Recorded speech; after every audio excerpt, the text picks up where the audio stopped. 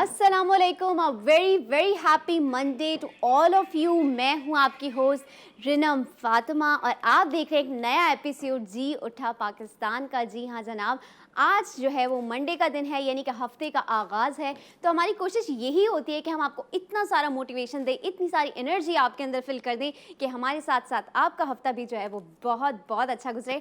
आज मैं शामिल करूँगी एक दो इम्पॉर्टेंट बड़ी ख़बरें जो बड़ी वीकेंड पे चटपटी रही हैं और बहुत ज़्यादा जो है उसके सनसनी भी रही है उन ख़बरों की। लेकिन उससे पहले ज़रा मौसम को शेयर कर लेते हैं, क्योंकि कराची का जो मौसम है वो आपको पता है अंगड़ाइयाँ लेता रहता है, कभी धूप हो जाती है, कभी छाँव, कभी फुहार पड़ने लगती है। तो कराची का आज मौसम कैसा है जनाब? 33 डिग्री सेंटीग्रेड आज कराची का टेम्परेचर है और साथ ही साथ कोई भी चांसेस नहीं है कि क्लाउडी हो या फिर ड्रिजलिंग हो या रेन हो। जनाब आज बहुत ही सनी रहेगा, तो जब भी घर से निकलें तो सन ब्लॉक लगा कर निकलें। साथ ही साथ इस्लामाबाद का टेम्परेचर शामिल कर लेते हैं कि 30 डिग्री सेंटीग्रेड वहाँ का टेम्परेचर है और आज बहुत ज़्यादा सनी रहेगा। बिल्कुल भी जो है कोई चांसेस नहीं है कि बारिश होंगे या फिर क्लाउडी रहेगा। लाहौर की बात करते हैं तो लाहौर में आज जो रहेगा वो थोड़ा सा मौसम क्लाउडी रहेगा और 39 डिग्री सेंटीग्रेड लाहौर का टेम्परेचर है, यानी कि लाहौर में इस वक्त हो रही है सबसे ज़्यादा गर्मी। और लाहौर में जब गर्मी होती है तो अनएक्सपेक्टेडली वहाँ पर बारिश भी हो जाती है, तो लाहौर वालों को तो टेंशन लेने की ज़रूरत ही नहीं है। जिन खबरों की मैं बात कर रही थी कि वो रही हैं वीकेंड पे बहुत ज़्यादा चटपटी, उसमें से पहली खबर तो ये थी कि जनाब जी हाँ, हमारे जो स्टार हैं यासिर हुसैन तो उन्होंने, जिनका भी बड़ा ज़बरदस्त प्ले भी रहा था आंगन टेढ़ा नाच न जाने, सॉरी आंगन टेढ़ा तो नहीं, नाच न जाने, उनका प्ले जो बड़ा एक रेवोल्यूशनरी रहा था दोबारा से थिएटर में, तो उन्होंने बड़ी लक्स स्टाइल अवार्ड जो एक इवेंट होता है काफ़ी प्रेस्टिजियस, उसमें उन्होंने जो है अपनी दोस्त, अपनी बेस्ट फ्रेंड कह लें या सबसे ज़्यादा जिनके साथ उन्हें सोशल मीडिया पे देखा जाता था उन्होंने जो है वो प्रपोज़ कर दिया है कि भाई क्या आप मुझसे शादी करेंगी। तो इक़रा अज़ीज़ ने बोला जी हाँ जी, मैं आपसे बिल्कुल शादी करूँगी और मामला जो है इस तरीके से तय पाया है। क्योंकि सोशल मीडिया पे बड़ी सनसनी चलती रहती थी कि क्या फ्रेंड्स हैं, क्या बात है, ये वो, तो उन्होंने फाइनली वो मामलात सारे निपटा दिए। उसी के साथ साथ दूसरी सियासी खबर जो इस वक्त चल रही थी वीकेंड पे, आपने देखा होगा कि जनाब PMLN यानी कि पाकिस्तान मुस्लिम लीग नून की जो है एक मौमा चल रहा था उनका, कि उन्होंने एक वीडियो जारी की जज अरशद मलिक की कि जनाब वो कुछ जो बोल रहे हैं उसमें कुछ इस तरीके की बातें हैं कि मैं प्रेशराइज था, वैसे तो कोई एलिगेशन नहीं बनता, या जो हुआ उसमें शायद इतना कसूर नहीं था, इस तरह के कुछ छोटे मोटे फ़िक्रे थे। इस तरह की बातें सामने आ रही थी। इस वीडियो को सोशल मीडिया पे जारी किया गया। साथ ही साथ मरियम नवाज़ ने प्रेस कॉन्फ्रेंस फ़ौरन जो है इस पर प्रेस कॉन्फ्रेंस भी की कि आप ये देख लीजिए कि जज कह रहे हैं कि हमारा कोई कसूर नहीं था। उसके बाद जज अरशद मलिक की जो है वो सामने आई ये प्रेस कॉन्फ्रेंस, वो ये कह रहे थे कि जनाब वीडियो तो बेशक मेरी ही है, लेकिन ये वीडियो में जो चंक्स इन्होंने डाले हैं वो कट करके डाले हैं। मैं कोई बात किसी मौके पे कह रहा था, कोई बात किसी मौके पे कह रहा था, तो इसकी कंपाइलेशन इन्होंने जो की है वो किसी प्रोडक्शन हाउस में इन्होंने बैठ के किया। उन्होंने ये भी कहा कि मुझे तो लगता है कि ये जो वीडियो है वो प्रोडक्शन हाउस में बनी है। तो जनाब देखिए क्या होता है, क्योंकि आज दोबारा मरियम नवाज़ करने वाली हैं एक और प्रेस कॉन्फ्रेंस, देखें कि अब क्या बात सामने आती है। तो ये तो थी हमारी जो एंटरटेनमेंट की दुनिया है उसकी खबरें और हमारी सियासत की जो दुनिया है उसकी खबरें। उसके साथ ही आज है 8 जुलाई। 8 जुलाई वो दिन है जिसके बारे में तफसील आपको शो के साथ साथ पता चलती रहेगी, मेरे इंट्रोडक्शन में भी पता चलती रहेगी कि आज का टॉपिक जो है, आज का दिन जो है वो इतना हसास क्यों है। मैं एक शेर आपको पढ़ के सुना देती हूँ, शायद आपको थोड़ा सा उससे अंदाज़ा हो जाए कि मैं क्या बात करने वाली हूँ। इस बार जो ईंधन के लिए कट के गिरा है, इस बार जो ईंधन के लिए कट के गिरा है, चिड़ियों को बहुत प्यार था उस बूढ़े शजर से। जी हाँ, मैं बात कर रही हूँ उस इंसान की जिसे 1957 में अपनी पहली डिस्पेंसरी खोली। फ्री ऑफ कॉस्ट वो लोगों को दवाएं देते थे। डिस्पेंसरी थी यानी कि एक मेडिकल स्टोर था जहाँ पे वो फ्री ऑफ कॉस्ट लोगों को दवाएं देते थे। 1957 में जब आज़ादी के बाद बड़ा फ्लू एक चला था जो कि लोगों की जान ले रहा था, उसमें भी इनका बड़ा किरदार रहा। अब मैं उस इंसान की बात कर रही हूँ जनाब, जिन्होंने अमेरिकन न्यूज़ वेबसाइट हफिंगटन उनके बारे में ये 2013 में डिक्लेयर करती है कि जनाब ये ज़िंदा रहने वाले यानी कि दुनिया के सबसे अजीम तरीन इंसान है। 2013 में ये क्लेम किया था हफिंगटन वेबसाइट ने कि दिस इज़ द मोस्ट सबसे अजीम इंसान है ये जो इस वक्त हयात है, यानी कि 2013 की बात हो रही है। वर्ल्ड्स लार्जेस्ट एम्बुलेंस सर्विसेज भी हैं इनकी। अब तो आप समझ ही गए होंगे मैं किसकी बात कर रही हूँ। साथ ही साथ पाकिस्तान में सबसे ज़्यादा शेल्टर फॉर होमलेस पीपल, सबसे ज़्यादा ऑर्फनेजेस यानी कि यतीम खाने, रिहेबिलिटेशन सेंटर्स यानी कि ऐसे लोग जो चर्च में और अफीम या कोई भी ऐसी लत उनको लग जाती है नशे की जिससे वो उनकी ज़िंदगी अजीरन बन जाती है, सबसे ज़्यादा जो इस तरह की रिहेबिलिटेशन सेंटर हैं वो भी इनके ही हैं। साथ ही साथ एनिमल शेल्टर कराची में जो फ्री ऑफ कॉस्ट चल रहा हो वो सिर्फ इनके पास है। साथ ही साथ मॉर्गेजेस यानी कि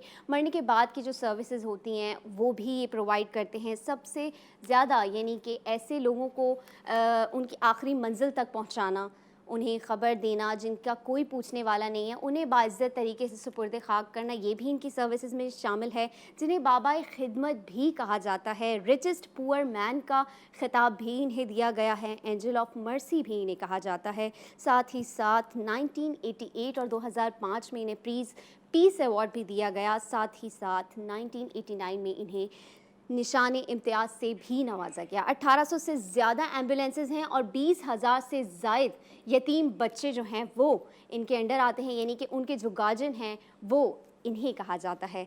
साथ ही मैं बात कर रही हूँ उस बच्चे की जो कि 19 बरस के थे, तो उनकी वालदा चली गई थी इस दुनिया से क्योंकि उनके फालिज का अटैक हुआ था इनकी वालदा को। ये भी एक वजह थी कि इस बच्चे ने हमेशा जब ये बड़े हुए तो उन्होंने ऐसी ओल्ड एज होम्स बनाए जहाँ पे बूढ़े लोगों को ये महसूस ना हो कि वो अपने घर से दूर हैं या उनकी किसी को ज़रूरत नहीं है। मैं बात कर रही हूँ उस बच्चे की जिसकी वालदा उसको 2 पैसे देती थी। एक पैसे उसको देती थी कि बेटा ये तुम खा लेना, और एक पैसे इसलिए देती थी कि किसी गरीब बच्चे को अगर तुम भूखा देखो तो उसे खाना ज़रूर खिला देना।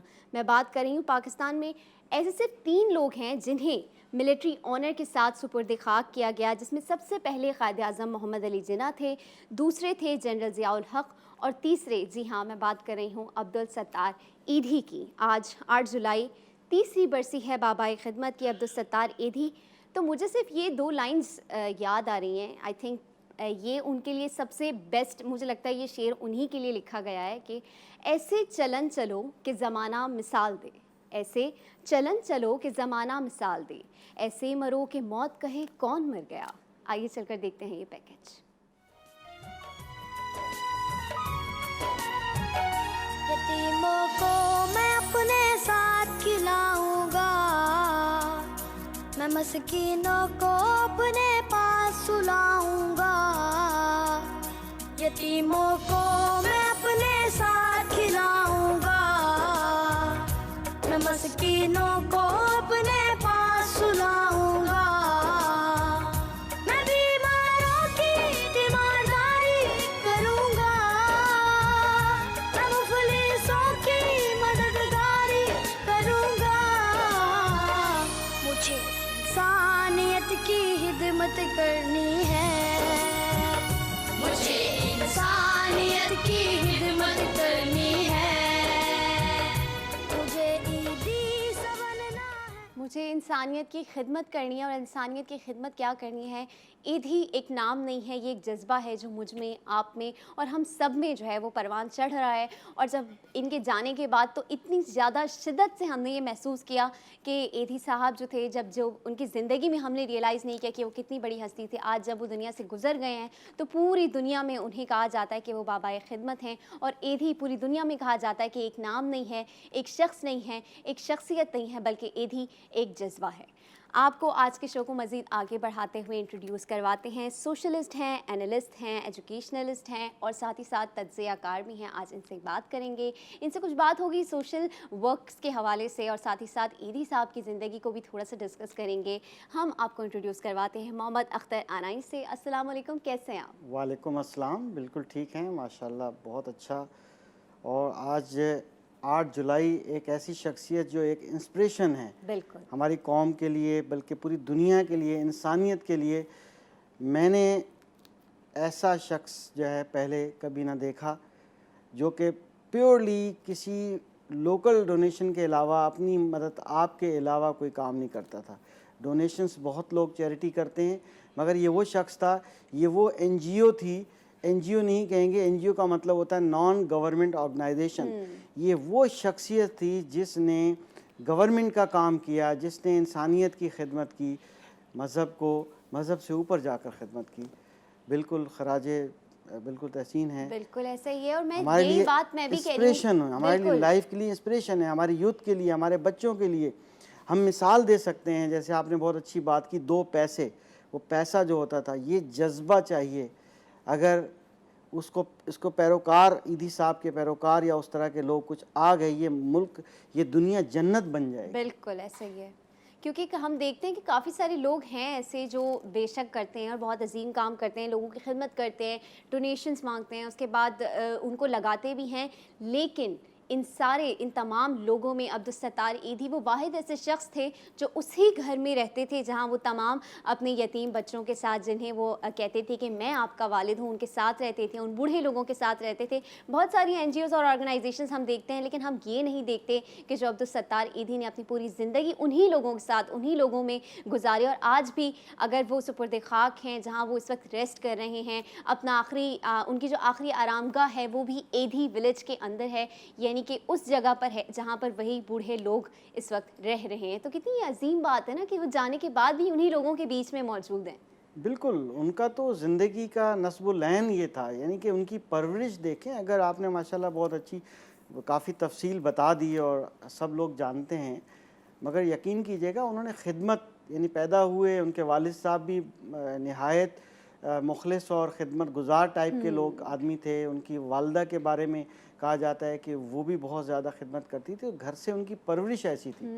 और बहुत सी और मिसालें मौजूद हैं। ये कि इन मिसालों से हमें अपनी नस्ल को, अपनी इस यूथ को, हमारे बच्चों को इंस्पायर होना चाहिए, हमारे पेरेंट्स को चाहिए, हमारी आवाम को चाहिए कि हम कम से कम अपने बच्चों के दिल में थोड़ा सा एक कॉर्नर में खिदमत खल्क का जज्बा पैदा करें। कपड़े का करते थे, कपड़ा बेचने का अच्छा खासा काम था, ऐसी कोई बात नहीं थी कि कुछ लोग कहते हैं कि भाई देखो इन्होंने कुछ भी, इनको काम नहीं है, इन्होंने जाके सोशल सर्विसेज, नहीं, चलता हुआ काम था उनका, बहुत अच्छे तरीके से काम चल रहा था। कपड़े का उनका कारोबार था, क्योंकि वो बाटवा में पैदा हुए थे, वहीं से उनकी कम्युनिटी बिलोंग करती थी, और बाटवा कम्युनिटी ज़्यादातर बिजनेस में होती है और बहुत ज़बरदस्त इनका बिजनेस बैकग्राउंड होता है। स्टिल उन्होंने उन सारी चीज़ों को छोड़ के लोगों की खिदमत के लिए अपनी ज़िंदगी को, अपने आप को, अपने घर वालों को वक्फ कर दिया। बिल्कुल, वेलफेयर का जज्बा था। कपड़े का कारोबार उनके वालिद का था। जब पाकिस्तान में आए तो इब्तदाई तौर पे उन्होंने वही काम किया, मगर उन्होंने कहा 2 रोटी खानी है। मगर क्योंकि 11 साल की उम्र में उन्होंने अपनी वालदा की खिदमत शुरू की, और ये खिदमत का जज्बा, ये तरबियत, ये एनवायरनमेंट जो उनको मिला, एक्चुअली होता एनवायरनमेंट है। बिल्कुल। और वो, हम इंसान होते हैं, हम सब इंसान के अंदर वेलफेयर का एक कॉर्नर होता है, मगर उन्होंने जो एक उजागर किया, मिसाल कायम कर दी इंसानियत, यानी कि जितने भी मज़ाहिब हैं दुनिया के, उन्होंने लर्न किया ईदी साहब से। बिल्कुल। और वो रियलाइज़ करते रहे कि इस टाइप की शख्सियत जो है कभी कभार पैदा होती है, और उन्होंने उनसे लर्न किया। तो यही चीज़ अभी हमें चाहिए। जैसे कि मेरा तालीम से वास्ता है, हम भी यही चाहते हैं। आज भी हमारे स्कूल में, हमारे कई स्कूलों में ईदी साहब को के बारे में बातचीत की गई, स्पीचेस की गई। तो ये हमें करना चाहिए। हमें पेरेंट्स को चाहिए कि हमारे पेरेंट्स को, कि वो भी इस मौके की निस्बत से, ये देखें हर छोटे से बच्चे को भी ईदी एम्बुलेंस गुजरती हुई नज़र आती है। उनका आने वाले ज़िंदगी के लिए, आने वाले दौर के लिए उनका ईदी साहब का नाम जो है वो हर छोटे से बच्चे को भी पता चल जाता है।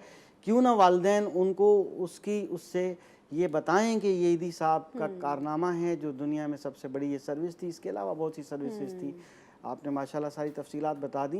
वाहिद वो सर्विसेज हैं जिनकी एयर एम्बुलेंस है, वरना पूरी दुनिया में किसी के पास भी एयर एम्बुलेंस जो है मौजूद नहीं है। यहाँ तक कि इथोपिया के भी मुसलमानों तक के पास ये गए थे जब वहाँ पर बहुत ज़्यादा जो है फाखे हो गए थे और बहुत ज़्यादा लोग मर रहे थे वहाँ पे बीमारियों से।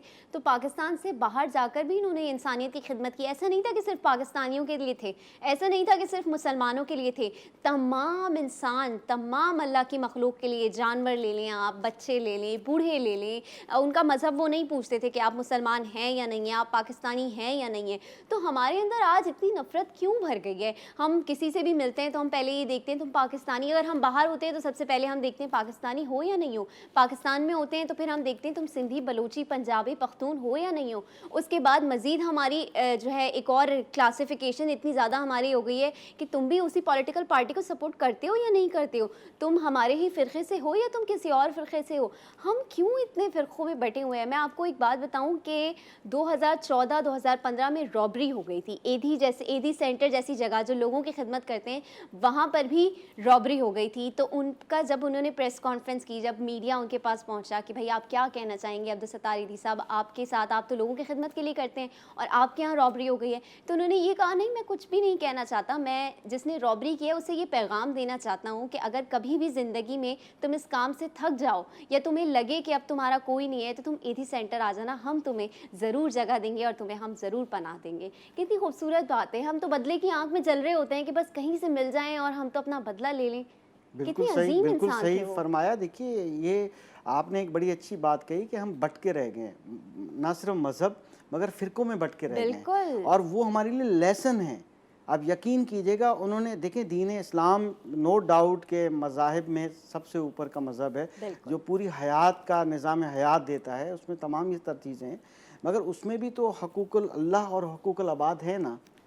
तो हकूक़ुल अल्लाह, अल्लाह ताला की बिल्कुल हकूक़ अदा करने हैं हमने, उस पर वो इनकारी नहीं है, मगर जो हकूक़ुल अबाद हैं वो अज़ीम तरीन है। क्योंकि अगर किसी पड़ोसी का, किसी गरीब का, किसी भूखे का, अल्लाह किसी ताला खुद फरमाता है अख्तर साहब कि मैं हुकूकुल अल्लाह तो माफ़ कर दूंगा, लेकिन हुकूकुल इबाद ऐसे हैं जो मैं नहीं माफ़ करूंगा। यकीनन यही चीज़ नज़र आ रही है ईदी साहब के हर अमल से, हर एक्शन से, उनके बचपन से लेके आखिरी 8 जुलाई तक, यानी कि उनकी ख्वाहिश आप देखें, उनकी बातें देखें कि हमारे लिए तरबियत गाह, एक यूनिवर्सिटी, एक ऐसी यूनिवर्सिटी मैं समझता हूँ, हम अपने तालीमी इदारे में ये चीज़ का जिक्र करते हैं कि अगर ये एक ऐसी यूनिवर्सिटी है जिससे आप प्रैक्टिकली लर्न किया, आपके सामने एक एग्जाम्पल है, चलती फिरती एग्जाम्पल है। और इस वक्त ईदी फाउंडेशन, मोहतरम बल्की साहबा, ईदी बल्की साहबा, उनके जो फैसल ईदी साहब हैं या उनकी कुबरा बेटी हैं माशाल्लाह, उनकी खिदमात भी बिल्कुल ठीक है, वैसे बहुत ज़्यादा मीडिया में नहीं, मगर यह है कि बिल्कुल उन्हीं के नक्शे कदम पे वो भी चल रहे हैं और हमें चाहिए कि हम अपनी सपोर्ट जारी रखें। बिल्कुल ये बड़ी बात है, क्योंकि इस जज्बे, इस यूनिवर्सिटी, इस फलाही इदारा, क्या नाम देंगे उसका आप, बहरहाल इसको कायम व दायम रखना चाहिए। बिल्कुल रखना चाहिए। और हम यहाँ पर बात कर रहे हैं कि ईदी कोई शख्सियत नहीं है, शख्स नहीं है, एक इंसान नहीं है, ईदी एक जज्बा है। क्योंकि आज 8 जुलाई उनकी बरसी है, तीसरी बरसी आज उनकी है। तो मज़ीद इस पर गुफ्तगू जारी रहेगी, कहीं मत जाइएगा, देखते रहिएगा जी उठा पाकिस्तान।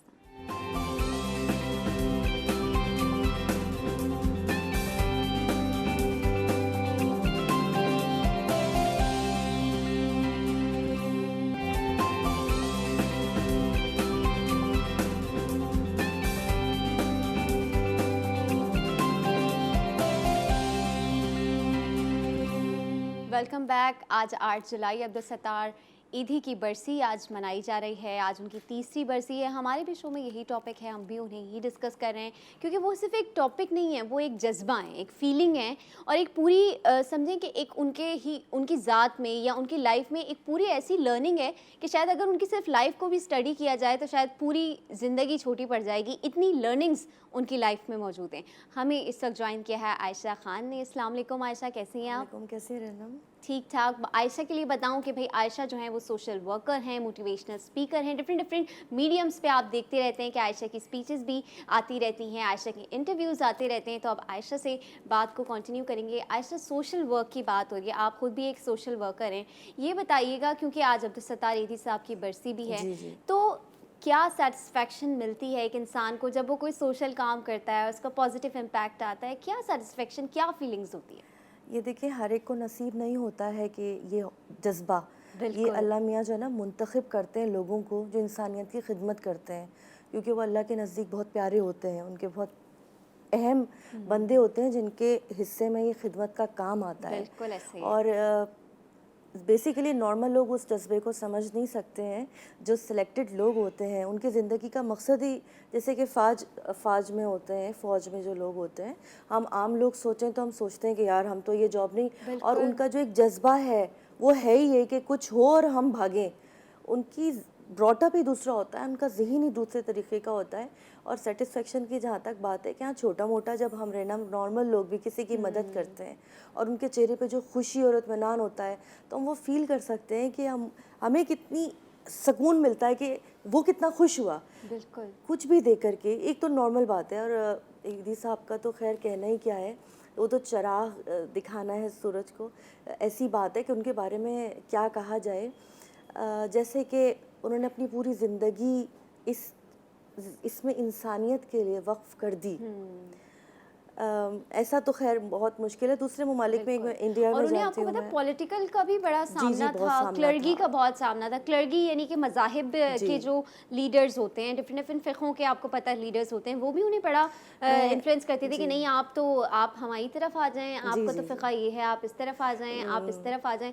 तो उस बंदे ने हर चीज़ से लड़े। वो उन्होंने सिर्फ और सिर्फ इंसानियत के लिए मज़ाहिब के जो उलमा इकराम थे या जो भी उनके लीडर्स थे मज़ाहिब के, जिन्हें हम कहते हैं ना दीन के ठेकेदार जो बन जाते हैं, उनसे वो लड़े, पॉलिटिशियंस से वो लड़े, क्योंकि वो नहीं चाहते थे कि मैं पॉलिटिक्स में आऊँ या मैं मज़ाहिब के या फ़िक़ों में बढ़ जाऊँ। उनका काम तो सिर्फ इंसानियत बोलते थे, और वो ये कहते थे कि दुनिया में कोई भी दीन इंसानियत से बेहतर नहीं है या इंसानियत से बढ़कर। यही मैं कहना चाह रही थी कि उन्होंने कभी तफरका नहीं रखा किसी मज़हब में, किसी लोगों में। उन्होंने हर एक के लिए अपना दरवाज़ा और अपना दिल खुला रखा, कभी कोई तफरका नहीं रखा। ये एक बहुत बड़ी बात है, और हमारे नबी से इसकी मिसाल मिलती है कि किसी पे फ़र्क नहीं किया जाता, हर एक को वैसी ही अहमियत दी जाती है जैसे कि अल्लाह के बंदा समझ के। और दूसरी बात मैं कहना चाहूँगी कि ईदी साहब जो हैं वो एक दरख्त बो गए हैं। अब ये नहीं है कि वो चले गए हैं तो उसके फॉलोअर्स ख़त्म हो गए हैं। हमें ख़ुद अपने घर से छोटे लेवल पे हर आदमी को एक ईदी बनना होगा। सिर्फ उनके ऊपर बात ख़त्म नहीं हो जाती है। चाहे आप छोटा सा काम करें, बट आप कुछ करें तो सही। आप ये ना सोचेंगे वो नहीं करा तो हम नहीं करा। अपने तौर पे आप अपनी सेटिस्फेक्शन के लिए, अल्लाह की खातिर आप एक छोटा काम शुरू करें, आपको देखा देखी और लोग भी करेंगे, इस तरह से काम बढ़ेगा। तो ईदी साहब ने हमें एक रास्ता दिखाया है, हमें उस रास्ते को फॉलो करना है। इसी तरह से लोगों की खिदमत हो सकेगी, और बहुत ज़रूरत है लोगों को। बिल्कुल ज़रूरत है आयशा। इनफैक्ट हम लोग तो इतने ज़्यादा सेल्फिश हो गए, इतनी ज़्यादा हम लोगों के अंदर जो है वो क्या सेल्फिशनेस आ गई है कि भाई हम जो है ये भी कहते हैं कि बराबर वालों का अगर कोई सामान पड़ा हुआ है या कुछ गिर गया है तो हम कहते हैं छोड़ो, हमें क्या, गिर गया है तो गिरने दो। अगर किसी के कूड़ा वगैरह पड़ा है हम कहते हैं छोड़ो, हमें क्या, उनका पड़ा हुआ है। मतलब हम बढ़ के इतना छोटा सा काम है जिसमें ना आपका एफर्ट लग रहा है, ना आपका पैसा लग रहा है, ना आपका वक्त लग रहा है। अगर कहीं कुछ गिर गया है, केले का छिलका रास्ते में पड़ा है, अगर आप उठा के कहीं डाल देंगे तो ना आप छोटे हो जाएंगे, ना आपका वक्त लग जाएगा। लेकिन फिर भी हमने पता नहीं क्या अपनी खोखली एक अना बनाई हुई है कि शायद हम छोटे हो जाएंगे इससे। हमारे एक कज़न है, कल ही मैं उनके पास गई थी इत्तेफाक से, तो मुझे पता चला कि उन्होंने एटीएम से पैसे निकलवाए तो स्नैचिंग हुई। स्नैचिंग उन्होंने पैसे भी दे दिए, फिर भी जाते जाते वो उनको 2 गोली मार के गए। तो उनका एक कंधा और एक कान से यहाँ से निकली है।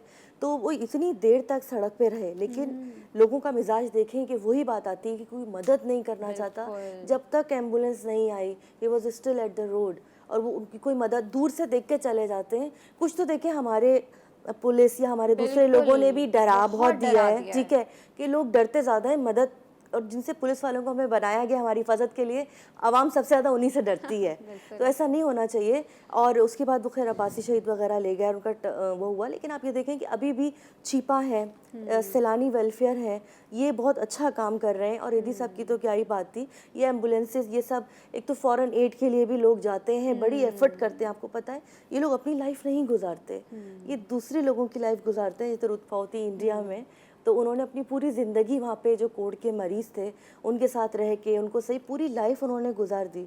तो मदर टेरेसा हैं जैसे, तो ऐसी बहुत कम मिसालें हैं जो मैं आपको बता रही हूँ। डॉक्टर रुतपाव हैं जी, क्योंकि उनकी बात एक की है मैंने। कोड का आपको पता होगा कि कोड जो है वो पाकिस्तान में ऐसा समझा जाता था जी, वो लगने वाली बीमारी बिल्कुल लगने वाली बीमारी भी है और लोग उससे भागते थे। अगर किसी को खुदा ना खास्ता ये बीमारी हो जाती थी तो उसे शहर से दूर एक जगह पे छोड़ के आ जाते थे कि बिल्कुल। बस अब खुद आप ही खुद वो ही देखें। ना उनको खाना नसीब होता था, ना उनको पानी नसीब होता था। इस ऐसी सिचुएशन में, ऐसी बीमारी में जर्मनी से डॉक्टर रुतपाव आई, उन लोगों के साथ रहीं और उन्होंने कहा मैं रह के इनका इलाज करूंगी। बिल्कुल तो ऐसे कितनी था। अजीम बात है, हमारे पूरी अंदर ये लाइफ उन्होंने जज्बे यहीं गुजार दी। बिल्कुल। अब कितनी बात अब्दुल है। सत्तार ईधी जैसा जज्बा, डॉक्टर उत्पाव जैसा जज्बा, हमारे पास तो कितनी मिसालें आयशा, हम तो अगर देखने जाएं तो ख़त्म नहीं होती हैं। फिर भी हम लोग इतने ज़्यादा सेल्फिश हो गए हैं कि बस हम तो अपने सर्कल से हटते ही नहीं है कि बस यही हमारा दायरा है और इससे बाहर हमने कुछ भी नहीं लेकिन करना है। करना पड़ेगा, सोचना पड़ेगा। इस तरह कोई हमारे काम भी आएगा जब हमें ज़रूरत होगी। पहले हमें किसी के काम आना होगा, किसी का इंतज़ार नहीं करना है। जितना भी थोड़ा बहुत आप इसमें कर सकते हैं वो आप पार्टिसिपेट करें, चाहे वो बहुत छोटी सी चीज़ हो, नज़र ना आ रही हो, लेकिन उससे भी किसी को फ़ायदा ज़रूर पहुँच रहा होगा। बिल्कुल ऐसा ही है। मैं आपकी बात को बढ़ाना चाहूँगा। बात यह है कि हर इंसान के दिल में एक वेलफेयर का जज्बा होता है, चाहे वो 1 रुपए का हो। हमारे नबी, जैसे आपने बात की, हमारे नबी सल्लल्लाहु अलैहि वसल्लम अगर रास्ते में पत्थर पड़ा होता था उसको उठाने की बात करते हैं, ठीक है। उन्होंने भी गैर मुस्लिम के साथ अच्छी डीलिंग रखी और उनकी भी खैरियत मालूम की। तो उसी से ये चीज़ स्टार्ट होती है कि आपने कचरे की बात की, बिल्कुल हम फलाह क्या हम अपने इर्द गिर्द से स्टार्ट कर सकते हैं। मैं आज के दिन के निस्बत से मैं ये अर्ज़ करना चाहूँगा कि कुछ ये महसूस किया गया कि ईदी फाउंडेशन की हेल्प उतनी नहीं की जाती। बिल्कुल, ये एक चीज़ महसूस की है मैंने और मुझे बड़ा अफसोस है कि ईदी साहब एक इदारा कायम करके, एक ऐसा बड़ा इदारा जो सर्टिफाइड है कि वो कहीं से डोनेशन नहीं लेते बाहर से, वो जितनी अपनी चैरिटी करते हैं खुद खड़े हो जाते थे भीख मांगने के लिए। तो फैसल ईदी साहब की, बल्किस ईदी साहिबा की हेल्प कीजिए। और आप, क्योंकि वो एक ट्रस्टेड है, वो 2 कपड़े को जोड़े होते थे उसके पास, वो वही पहनते थे, 1 रुपया खर्च नहीं करते थे इस डोनेशन में से। तो उनकी मदद जारी रखें। आज भी हमारी प्राइवेट स्कूल एसोसिएशन, जिसको पिस्मा कहते हैं, तमाम स्कूलों में, अक्सर स्कूलों में ये प्रोग्राम किए गए हैं ताकि इस जज्बे को हम उजागर करें। हमारे चेयरमैन साहब ने स्पेशली हिदायत दी थी, शरफुज़मा साहब ने, कि तमाम स्कूलों में हमारी नई नस्ल को ये आगाही फराहम करें कि जज्बा वेलफेयर क्या होती है, इंसानियत को देखें, रिलीजन को देखें, ठीक है, और आप मदद कीजिए, अपने नबी से इंस्पायर हों। और एक सर्टिफाइड एक बुक भी लिखी गई है बच्चों के लिए, फिलहाल उसे कोर्स में शामिल नहीं किया गया है, लेकिन एक बड़ी कलरफुल सी, बड़ी खूबसूरत सी बच्चों के लिए बुक लिखी गई है, जिस बुक में ईदी साहब के ऊपर वो बुक लिखी गई है। तो आई थिंक उसे भी कोर्स में शामिल होना चाहिए। हमारी कौम के, हमारे पाकिस्तान के इतने बड़े लेजेंड हैं, आई थिंक हर बच्चे को उनके बारे में पता होना चाहिए, क्योंकि ऐसे बच्चे जो उनके गुजरने के बाद पैदा हो रहे हैं उन्हें तो नहीं पता चलेगा ना। उन्हें तो सिर्फ ये ईदी, उन्हें पता होगा कि ये कोई सर्विसेज हैं, लेकिन इसकी हिस्ट्री क्या है ये वो नहीं जान पाएंगे। यकीन, आपने ऐसा ज़बरदस्त पॉइंट हाईलाइट किया है कि हमें रिक्वायरमेंट है कि हमारे पेरेंट्स अपने बच्चों को वेलफेयर की एग्जाम्पल दें। और सबसे बड़ी एग्जाम्पल ईदी फाउंडेशन, मोहतरम ईदी साहब थे। बिल्कुल। और ये इसको जारी सारी रखें ताकि ऐसे जो इदारे बन गए हैं, ऐसी शख्सियत जो हमें सिखा गई है कि किसी की मदद करना, लावारिस अगर एक कोई लाश पड़ी है, जैसे बहन ने बताया, एक बहुत अच्छी बात की कि उसको कोई उठाने वाला नहीं होता और कोई दफनाने वाला नहीं होता। तो इस टाइप की अगर चीज़ें देखें, वो कौन सी सर्विसेज हैं जो उन्होंने नहीं की। उन्होंने कोशिश की है कि इंसानियत की खिदमत करें हर बच्चे से लेके, यानी कि वो पैदा होने वाला, पैदा हो चुका बच्चा, उसके लिए से लेकर उस दिन तक चाहे उसका कोई वारिस था या नहीं था, वहाँ तक इंतजामात किए गए यतीमों के लिए। साहब, आप इंसानों की बात करें, ईदी की जो सर्विसेज हैं उसमें जानवरों का उन्होंने शेल्टर कायम किया हुआ है। आप अगर सुपर हाईवे से आगे जाएं तो उन्होंने जानवरों का शेल्टर कायम किया हुआ है। आप कराची में देखते हैं कि जो वैसे तो प्राइवेट शेल्टर्स होते हैं, आप पैसे देते हैं, उसके बावजूद भी आपके जानवरों को भूखा रखा जा रहा होता है। ये मैंने खुद देखा है, तो इसलिए मैं ये कह सकती हूँ। तो ऐसी सिचुएशन में सड़कों पर अगर कोई बिल्ली है जो ज़ख्मी हो गई है, कोई कुत्ता है जो ज़ख्मी हो गया है, या उसे कोई बीमारी हो गई है, तो ईदी वाले कहते हैं आप हमारे पास इसे छोड़ जाएं, हम इसकी देखभाल करेंगे। कितनी खूबसूरत बात है। कोई छोटे बच्चे होते हैं जो लोग उनको अडॉप्ट करना चाहते हैं, तो आपको पता है उन्होंने प्रोसेस कितना मुश्किल बनाया हुआ है। बिल्कुल, क्योंकि ये उससे साबित होता है कि वो अपने लोगों को लेकर कितने सीरियस हैं। वरना तो कोई आए और आप दे दें, इतना टफ है कि इतने महीने इंतज़ार होता है। और कोई बाहर से जब बच्चा अडॉप्ट करने आता है, उसे 3 महीने पाकिस्तान में रहना होता है, वो 3 महीने उसको देखते रहते हैं, ऑब्जर्व करते हैं कि वो कैसा रख रहे हैं, उसका चेकअप करते हैं। जब वो 3 महीने तक बच्चा अच्छा रहता है ना, तब जाके वो कोई प्रोसेस कंप्लीट होता है। इतना टफ रखा हुआ है, इससे उनका प्यार का इजहार होता है कि उन्हें उन बच्चों से कितना प्यार है और उसकी कितनी अहमियत है कि वो किसी को हाथ में देने से पहले 100 दफ़ा सोचते हैं। इनफैक्ट आपको याद होगा आयशा, मुझे याद आया आपकी बात से कि गीता जो एक वो पड़ोसी मुल्क से यहाँ पाकिस्तान आ गई थी, उन्हें कितने ज़्यादा प्रोसेस के बाद, हालांकि वो खुद बताती थी मैं वहाँ से बिलोंग करती हूँ, फिर उन्होंने इंडियन हुकाम से रब्ता किया कि आप बताएं वाकई में है, फिर इंडिया में पूरी खोज हुई। तकरीबन 2 साल के अरसे की पूरी इन्वेस्टिगेशन के बाद उन्होंने फिर गीता को मुंबई भिजवाया था। और हम लोग जो हैं, हम कहते हैं अगर किसी का बच्चा घूम गया है तो हम मस्जिद में ऐलान भी हो रहा होता है, हम उसमें निकल के कंट्रीब्यूट नहीं करते, हम कहते हैं यार चलो अल्लाह करे मिल जाए, बस यहाँ हमारी खत्म हो जाती है। हम ये नहीं कोशिश करते कि चले जाते हैं मस्जिद में पता कर लेते हैं, शायद बच्चा नीचे खेल रहा हो, पूछ लेते हैं, हम नहीं करते, हम कहते हैं चलो यार अल्लाह करे मिल जाए, हो जाएगा। इस तरह कोई भी नहीं जाता है। बिल्कुल ऐसा ही है, हमारे अंदर से इंसानियत खत्म हो गई है। हर किसी के हिस्से में खिदमत का मौका नहीं आता, बिल्कुल किसी के आता। वो कहते हैं ना, we are human beings but we are not being human. हम ह्यूमन बनने की कोशिश नहीं कर रहे हैं। हम ह्यूमन बीइंग तो अल्लाह ने बना दिया है, लेकिन हम कोशिश नहीं कर रहे हैं कि हम जो है ह्यूमन प्रूव भी करें खुद को। हम लोग सिर्फ जिंदा रहते हैं। क्या ख्याल है अख्तर साहब आपका? बिल्कुल बिल्कुल, आपने इंसानियत की बात की, आपने बल्कि हैवानों की बात की। इंसानियत से बढ़ के बात होती है ये, किसी भी लिविंग थिंग का ख्याल रखना, बल्कि वो बेजान चीज़, यानी कि एक अगर छोटी सी चीज़ भी मिसयूज़ हो रही है तो उस बेजान पत्थर को भी वो कहते थे इसको किसी मुनासिब जगह पर रखा जाए और इसका इस्तेमाल किया जाए, यानी उनकी सोच ये थी। और आयशा साहबा ने एक बात बड़ी अच्छी की, जो कि उनका जो प्रोसेस था, मैंने एक दफ़ा बड़ी स्टडी की कि इनका क्या प्रोसीजर होता है। बल्कि एक बात मुझे याद आ गई कि जब जो भी बच्चे लावारिस होते हैं, जिनके वल्दियत का मामला होता है, नादरा से जो इनके NIC का प्रोसेस होता है या बेफॉर्म का प्रोसेस होता है, बहुत मुश्किल था। उन्होंने बड़ी जंग लड़ी। नो डाउट के बाद गवर्नमेंट इदारे उतने कोऑपरेट नहीं कर पाते थे जितना होना चाहिए था। तो वो क्योंकि उनको भी तो वालिद वल्दियत चाहिए, और वो बड़ी उन्होंने फाइट की बड़े लंबे अरसे तक कि उनको भी वालिद का नाम, सबके बाबा थे वो, सबके अब्बा थे वो, तो वो वल्दियत वो जाके बड़ी मुश्किल से मामला तय हुए। और फिर मैंने ये देखा कि उनके पास बच्चियां हैं, बच्चे हैं जो नॉर्मल हैं, बड़े हो जाते हैं, उनको मेन लाइफ स्ट्रीम में लेकर आना, उनकी शादियां कराना, दूसरी जगह कराना, जैसे बहन ने बताया कि बाकायदा अगर कोई अडॉप्शन करता है तो अडॉप्शन का प्रोसीजर है, जो कि मेरा ख्याल आपने इस चीज़ का जिक्र किया बड़ी, कि अगर हम बच्ची किसी के हवाले कर रहे हैं, अगर वो या तो अर्ली एज में ले लेते थे बच्चे को, छोटे में अडॉप्ट कर लिया, उसका भी एक प्रोसेस, और अगर बाद में कोई शादी हो रही है उसका एक प्रोसेस, यानी कि तमाम यूँ करें अपनी बच्ची की तरह, अपनी औलाद की तरह उन्होंने उन बच्चों को, यतीम बच्चों को उन्होंने वो सरपरस्ती भी सर पे हाथ रखा। ऐसे ही है, क्योंकि एधी उन्होंने हमेशा यही कहा, एधी साहब ने, कि इंसानियत से बड़ा इस दुनिया में, उन्होंने कभी इस्लाम की बात नहीं की। इस्लाम बेशक सबसे बेहतरीन दीन है, ज़िंदगी की सबसे बड़ी किताब हमारे पास कुरान मजीद मौजूद है, लेकिन उन्होंने ये कहा कि इन सब से बालातर अगर होकर सोचा जाए तो सबसे बड़ा मज़हब जो है वो सिर्फ़ और सिर्फ इंसानियत का मज़हब है। बहुत शुक्रिया आप दोनों का कि आप लोग ने अपना कीमती वक्त निकाला, आप लोग आए। आयशा आपका बहुत शुक्रिया, अख्तर साहब आपका बहुत शुक्रिया।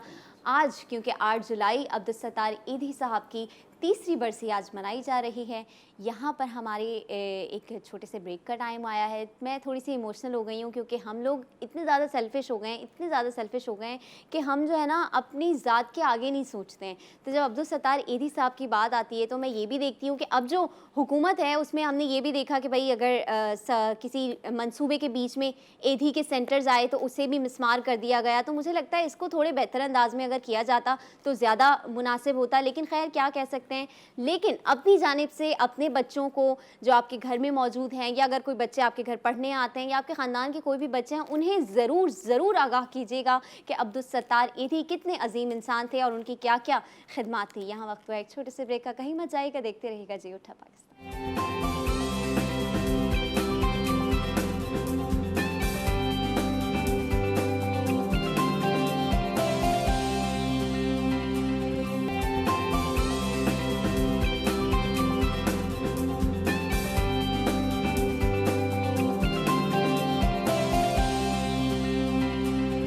Welcome back. आप देख रहे हैं जी उठा पाकिस्तान। यहाँ पर हमें ज्वाइन किया है छोटे से प्यारे से नन्हे मुन्ने टैलेंट ने।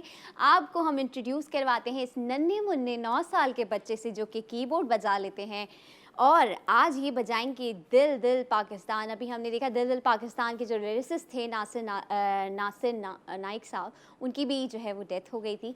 तो आज हम सोचा उसकी याद को भी ताज़ा करते हैं और साथ ही साथ आपको नन्हे मुन्ने अयान अली से भी मिलवाते हैं जो कि 9 साल के हैं और कीबोर्ड बजा लेते हैं। अस्सलाम वालेकुम अयान, कैसे हैं आप? ठीक ठाक है? डरे हुए, कंफ्यूज हो रहे हैं, नर्वस हो रहे हैं? नहीं, आप समझे आप मेरे टीवी लाउंज में बैठे हुए हैं, ऐसी कोई बात नहीं है, हम आपस में बातें करें, ठीक है? आराम से रिलैक्स हो जाएं, कोई ऐसी मसले की बात नहीं है।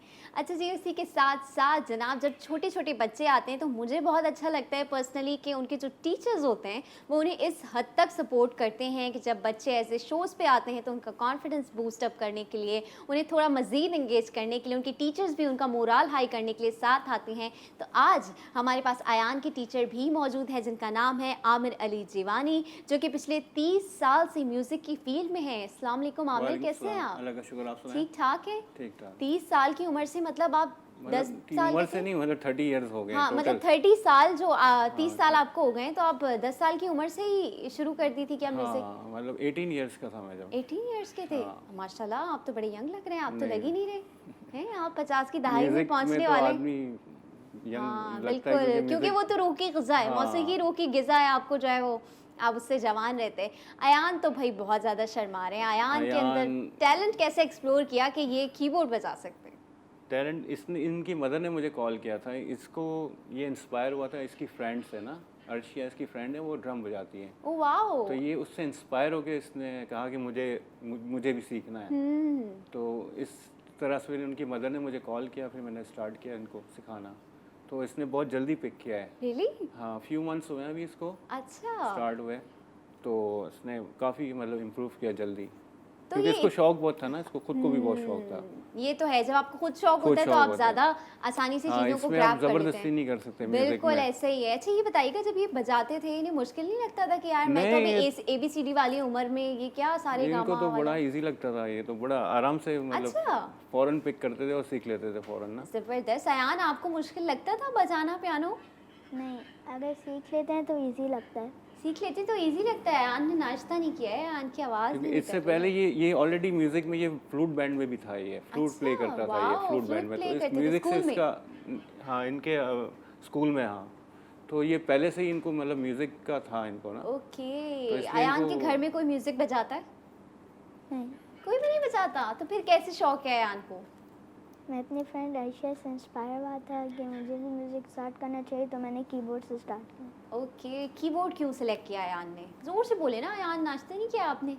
नाश्ता किया है, नाश्ता किया है ना? नाश्ता किया तो है। बस जोर से बोले। क्योंकि मेरी फ्रेंड अर्शिया वो ड्रम प्ले करते थे, तो हमको, मेरा एक और फ्रेंड है हारिस, वो गिटार सीखेगा तो और मैं पियानो सीखूंगा, तो हम तीनों ने मिलकर सोचा था कि एक बैंड बनाए, नेम आह बैंड। क्या नाम होगा आपके बैंड का? आह बैंड। आह बैंड। वाओ भाई, छोटा सा क्यूट सा नन्हे मुन्ने बच्चों का बैंड होगा। मैं तो सोच के मुझे बड़ा मज़ा आ रहा है। तो कीबोर्ड में इंटरेस्ट था और कुछ और कोई चीज़ में नहीं सोचा कि चलो मैं कुछ और ड्रम्पेट्स प्ले कर लूँगा या कोई और चीज़? नहीं, मुझे कीबोर्ड पसंद था। पसंद है आपको कीबोर्ड? क्या अच्छा लगता है कीबोर्ड के बारे में? मुझे उसकी साउंड अच्छी लगती है, वो रिलैक्सिंग है। Okay, wow. पियानो में इंटरेस्ट है? यस। पियानो में इंटरेस्ट है? पियानो थोड़ा सा मुश्किल होता है, कीबोर्ड तो फिर भी थोड़ा सा एडजस्ट हो जाता है। करेंगे फ्यूचर में, सीखेंगे? या बिल्कुल जनाब, यहाँ पे बातें होती रहेंगी। छोटे से प्यारे से अयान जो हैं वो बहुत शर्मा रहे हैं। हम कोशिश कर रहे हैं कि चाहे जनाब वो कम शर्माए, उनसे बातें होंगी, इनकी टीचर से भी बातें होंगी कि किस तरीके से बच्चों में म्यूज़िक का शौक़ पैदा होता है। और सबसे इम्पॉर्टेंट बात यहाँ पर मैं ये ऐड करना चाहूँगी कि अगर आपका बच्चा, आपको लगता है कि पढ़ाई में थोड़ा सा पीछे है, थोड़ा सा डल है, तो ज़रूर एक्सप्लोर करें कि मज़ीद क्या उसके शौक़ हैं और उसे ज़रूर सपोर्ट करें। तो यहाँ पर वक्त हुआ एक छोटे से ब्रेक का, कहीं मत जाइएगा, क्योंकि जब हम ब्रेक से वापस आएंगे तो नन्हे अयान से हम सुनेंगे दिल दिल पाकिस्तान।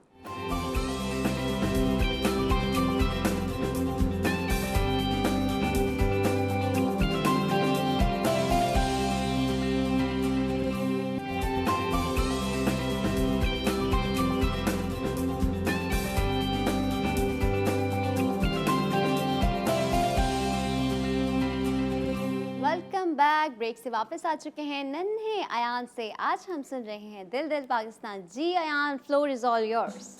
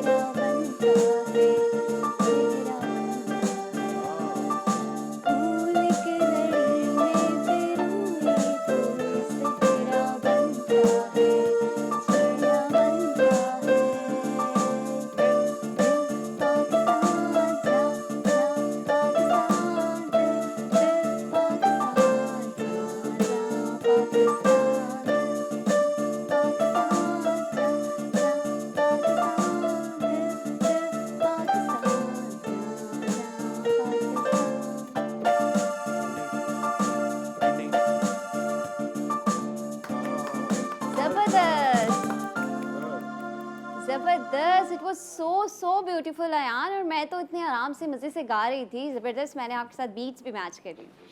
अच्छा लगता है आपको पियानो बजा के? मज़ा आया हमारे सेट पे आपको? हाँ, मुझे बहुत मज़ा आया। मज़ा आया आपको? फ्यूचर में दोबारा आएंगे आप? हाँ, अपना पूरा बैंड, आप जो जिसका नाम रखेंगे आप पूरे बैंड के साथ आप आइएगा फ्यूचर में, ठीक है? ठीक है। अच्छा ये बताएं अयान कि आपकी मामा ने या घर में किसी ने आपको बोला कि भाई अयान स्टडीज़ पे तो तुम तवज्जो देते नहीं हो और तुम पियानो को तुम जो है तुम्हें शौक चढ़ गया है, तुम्हारे तो ग्रेड्स ख़राब हो जाएंगे, किसी ने बोला था ऐसे आपको? नहीं, मुझे ऐसे किसी ने नहीं बोला था। अच्छा, तो ये बताइए कि आप बैलेंस कैसे करते हैं स्टडी को और पियानो सीखने को, कैसे मैनेज करते हैं? मैं रोज़ स्टडी करता हूँ 1.5 आवर और रोज़ प्रैक्टिस करता हूँ हाफ एन आवर। ओके, ज़बरदस्त। तो मतलब आपने अच्छा सा एक शेड्यूल बनाया हुआ है कि इसको भी आपने लेके चलना है, उसको भी आपने लेके चलना है। मज़ीद क्या रूटीन होता है अयान का? और मैं अब क्रिकेट खेलता हूँ। अच्छा, ज़बरदस्त। क्रिकेट का भी शौक है अयान को? मैं जब 2 इयर्स का था मैं तब से क्रिकेट खेल रहा हूँ। ओह, आपको याद है जब आप 2 इयर्स के थे? आपको मेमोरीज याद है सारी? अरे वाह भाई, बड़ी अच्छी याददाश्त है अयान की तो। आमिर साहब, अब ये बताइएगा, छोटे बच्चों को सिखाना, और आपका तो 30 साल का तजुर्बा है इस फील्ड में, तो ये बताइएगा छोटे बच्चों को सिखाना ज़्यादा आसान होता है या बड़े बच्चों को सिखाना? छोटे बच्चों को सिखाना ज़्यादा आसान होता है। और एक तो वो बहुत ज़्यादा बड़े बच्चे हो जाते हैं ना, जो 18 साल से बड़े बच्चे होते हैं, उनको मुश्किल होता है? उनको मुश्किल होता है। मतलब यंगस्टर सही है, लेकिन जो ज़्यादा ओल्ड एज हो जाते हैं ना, क्योंकि बहुत से मेरे पास आते हैं 60 इयर्स के भी लोग आते हैं सीखने के लिए। शौक का तो कोई मोल ही नहीं होता। क्योंकि वो जब रिटायर हो जाते हैं तो फिर उनके पास टाइम होता है, तो वो फिर ये इसको एक्टिविटी को, म्यूज़िक को ज़्यादा वो करते हैं कि हम म्यूज़िक सीखें। वो फिर आते हैं मेरे पास, तो उनके लिए थोड़ा सा मुझे मुश्किल होती है सिखाना, क्योंकि वो थोड़े से पिक करने में स्लो हो जाते हैं। इंसान की कैपेबिलिटी भी खत्म हो जाती है, जैसे जैसे वो बड़ा होता है वैसे वैसे उसकी लर्निंग कैपेबिलिटी जो है, सीखने का अमल जो है, वो स्लो डाउन हो जाता है। बच्चे तो मेरे 4 इयर्स से मैंने स्टार्ट किया है। मेरी स्टूडेंट थी, उसको मैंने 4 इयर्स की थी जब से मैंने उसको स्टार्ट किया था, तो बहुत फास्ट थी वो, तो उसने बहुत जल्दी पिक किया था। मतलब जितने छोटे बच्चे होंगे उतना ज़्यादा अच्छा है। अच्छा, आजकल तो अच्छा ये होता है कि जो प्ले कर सकता है, क्या वो गा भी सकता है? जी गा सकता है। लाज़मी है ये? अयान भी गाता है ये। अच्छा, अयान ने तो बताया ही नहीं भाई कि अयान गाते भी हैं। तो ये कॉम्बिनेशन होता है कि कोई अगर कोई साज प्ले करता है तो वो गा भी वो सकता है। खुद ही वो म्यूजिक सुन के आपको सेंस आपका डेवलप हो जाता है बिल्कुल। सिंगिंग का भी ना, तो आपको आप नोट्स की समझ आ जाती हाँ है। नोट्स की सुरों की समझ आ जाती है, तो वो उसको सेंस आ जाता है कि वो फिर गा भी सकता है। अच्छा, हमें ये बताइएगा कि मैं पर्सनली आपको जैसे ऑफ एयर बता रही थी कि मुझे भी बड़ा ड्रमिंग का शौक था। जी, जी। जब मैं यंग थी, कोई मैं 16-17 साल तो की अभी होती भी थी। तो आप यंग ही हैं, मैं कोई हाँ, अभी जिस मैं इतना और ज़्यादा young होती थी। That's a very good point. तो बात होती थी जब मैं 16-17 साल की थी, मुझे बड़ा शौक चढ़ा कि मैंने ना ड्रमर बनना है। वो उस टाइम पे मैं देखती थी कि बाहर की जो म्यूजिक वीडियोस आती थी वो इंग्लिश गानों की, उसमें लड़कियां हाँ, ड्रम लड़कियां बजा अभी रही भी हैं ब्लॉन्ड आजकल भी बालों वाली। लड़कियां गिटार्स भी बजाती हैं, ड्रम्स भी तो मुझे बजाती बड़ा हैं। क्रेज हुआ कि भाई मैंने भी ड्रमिंग हाँ। बजानी है। मैंने पापा को बोला, पापा बस अब तो मैंने ड्रमिंग सीखनी है। पापा के साथ मैं गई म्यूजिक शॉप पे, जो यहाँ पे ये सारे चीज़ें मिलती हैं, कीबोर्ड दिस एंड दैट। उसके बाद मैंने कीमत पता की ड्रम्स की। उसके बाद मैंने कहा ओ अच्छा, मैंने कड़वा घूंट निगल लिया। मैंने कहा चलो किसी तरीके से मना लेंगे पापा को। उसके बाद मैंने एक टीचर से पता की कि आप ड्रम्स बजाने, क्योंकि ड्रम्स इतनी इजीली कोई सिखाता नहीं है। वो तो गिटार तो बहुत लोग सिखा देते हैं। जी। तो फिर मैंने उनसे पूछा, तो फिर मैंने बोला कि मुझे लगता है ये बहुत खतरनाक शौक मैंने पाल लिया है। फिर आहिस्ता आहिस्ता मेरा शौक जो है वो, फिर पापा ने कहा अच्छा ऐसे करो तुम पैसे जमा करो। पापा को पता था पैसे कभी जमा होंगे नहीं और ये कभी सीखेंगे नहीं। तो इस तरीके से मेरी जो म्यूजिक का सफर था यहीं आपको बस तमाम ड्रम हुआ। का ही शौक था, हाँ, कीबोर्ड मुझे वगैरह नहीं, मुझे सिर्फ ड्रम का शौक है। अच्छा। अब हो सकता है कोई शादी के बाद फारिग वक्त में मैं कोई बजा लूँ कुछ, तो ये आप अलग ये बात। आप भी ऐसा नहीं हो कि ओल्ड एज में जाके मुझे सीखना है। भाई आमिर साहब, शौक का तो कोई मोल नहीं होता हाँ, वो तो और दिल बस। जवान होना चाहिए। उम्र की क्या बात करें। वो अब तो आप सही देखें बात। कितने यंग लग रहे हैं ना। नहीं मैं इतना यंग नहीं लगता। ये बताइएगा कि बच्चों के साथ कैसा एक्सपीरियंस रहता है? बच्चों के साथ बहुत अच्छा एक्सपीरियंस रहता है। मेरा एक स्टूडेंट था, वो ब्लाइंड था, उसको भी मैंने सिखाया था। 4 साल उसने मुझसे सीखा। अच्छा। अब वो यूके चले गया है। अच्छा। तो वो मेरा पहला एक्सपीरियंस था। किसी ब्लाइंड बच्चे को मैंने आज तक नहीं सिखाया था। वो मेरे लिए टफ था। और नॉर्मल बहुत बच्चों, इमोशनल बॉन्ड भी होगा उनसे आपका, हाँ। है ना? तो वो मेरे लिए मतलब पहला एक्सपीरियंस था और वो काफ़ी मुश्किल था। वो मतलब एक मेरे लिए चैलेंज था वो। बिल्कुल। तो और आप जब स्टार्ट ही इतना मुश्किल लेते हैं तो फिर आगे तो आपके लिए चीज़ें बहुत ही ज़्यादा आसान हो हाँ। जाती हैं। यहाँ पर हमारे साथ मौजूद है एक कॉलर। अस्सलाम वालेकुम, कौन बात कर रहा है, कहाँ से? अस्सलाम वालेकुम, मैं अली बात कर रहा हूँ पाकपतन से। जी अली, कैसा मौसम है पाकपतन का? अल्हम्दुलिल्लाह जी, बेहतरीन मौसम है और आपका शुक्रिया अदा करता हूँ कि आपका प्रोग्राम हम देख रहे हैं। थैंक यू ज़बरदस्त सो प्रोग्राम मच। जा रहा है। Thank you so much. क्या कहना चाहेंगे अली? तो मैं ये कहना चाहूँगा कि हर माँ बाप जो है अपने बच्चों को एक अच्छी तरबियत दें, जिससे सबको, दूसरों को सबक मिले।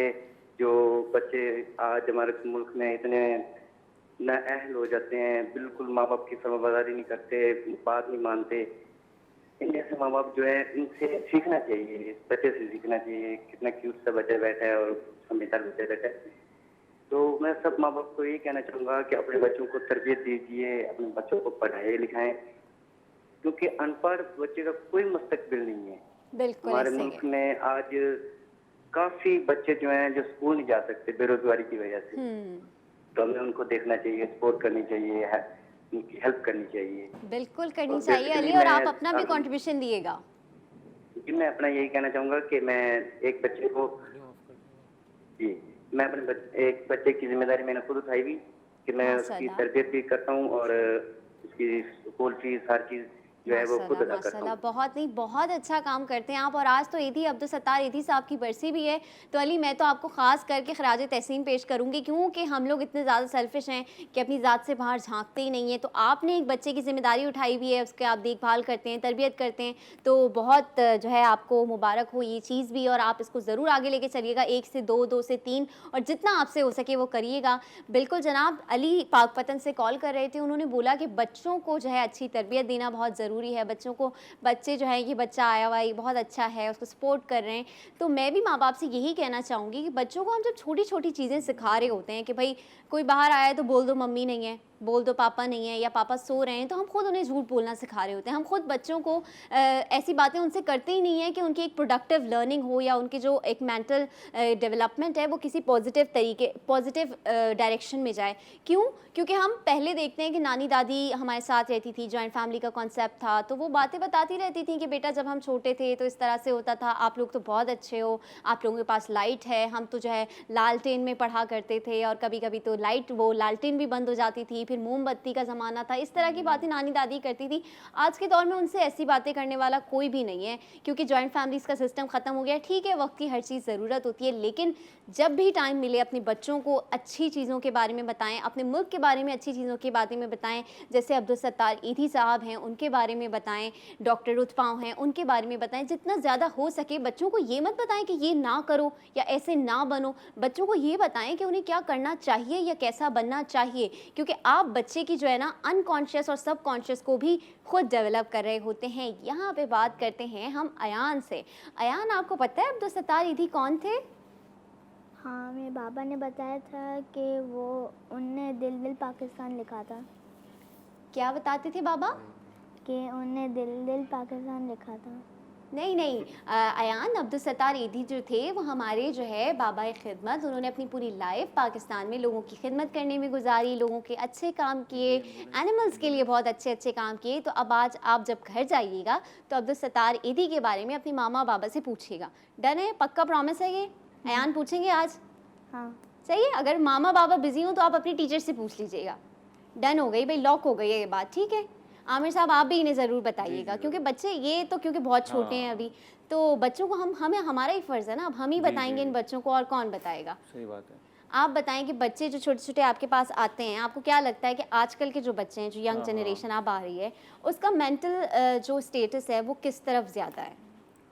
प्रोडक्टिविटी की तरफ ज़्यादा है, पॉजिटिविटी की तरफ ज़्यादा है, या फिर वो कंपटीशन में ज़्यादा है? कंपटीशन में ज़्यादा है। कंपटीशन में ज़्यादा है। हाँ। अच्छा, मतलब वो ये नहीं सोचते कि जो है उतना काफ़ी, ऐसी वाली सोच नहीं? कंपटीशन एक दूसरे को देख के उनको ज़्यादा वो होता है कि मैं और इससे आगे बढ़ जाऊँ और इससे अच्छा बजाऊँ या परफॉर्म अच्छा करूँ, और उनके अंदर ये बहुत चीज़ होती है कि मैं अच्छे से अच्छा परफॉर्म करूँ। मतलब आजकल के बच्चों के बीच में रेस लगी हुई है। हाँ, रेस लगी है। ऐसी बात है। आई थिंक इसमें पेरेंट का बहुत रोल है। आपको क्या लगता है? हाँ, लगता है आपको कि पेरेंट्स पेरेंट्स, आप भी अगर पेरेंट्स हैं, आप खुद पेरेंट हैं? हाँ, मैं खुद पेरेंट अच्छा, माशाल्लाह। तो फिर आपको पता ही होगा बच्चे किस तरीके की बातें करते हैं। ज़्यादातर बच्चे क्वेश्चंस पूछ रहे होते हैं, ये क्या है, वो क्या है, ये हाँ, कौन थे, वो questions कौन थे। पूछ रहे होते तो हैं। ज़्यादातर हम क्या करते हैं, बच्चों को डांट देते हैं कि भाई कितना बोलते हो तुम, हम तो बिजी हैं, हमारे पास तो टाइम नहीं है। तो हमें आई थिंक चाहिए कि उन्हें बड़े अच्छे अंदाज में समझाना चाहिए बच्चों को कि कौन क्या थे, किसने क्या किया, क्या चीज़ क्या है। आई थिंक बच्चों का इस तरह से। अच्छा, म्यूज़िक जो है ना, मेरे बच्चे, मैं इतने साल से उनको कह रहा था कि म्यूज़िक सीख लो, म्यूज़िक सीख लो, अच्छा। लेकिन वो सीखते नहीं थे। और ये चीज़ ऐसी है कि आप ज़बरदस्ती नहीं कर सकते। बिल्कुल भी नहीं कर अभी सकते। इस छुट्टियों में जो है ना, उन्होंने खुद ही पियानो उठाया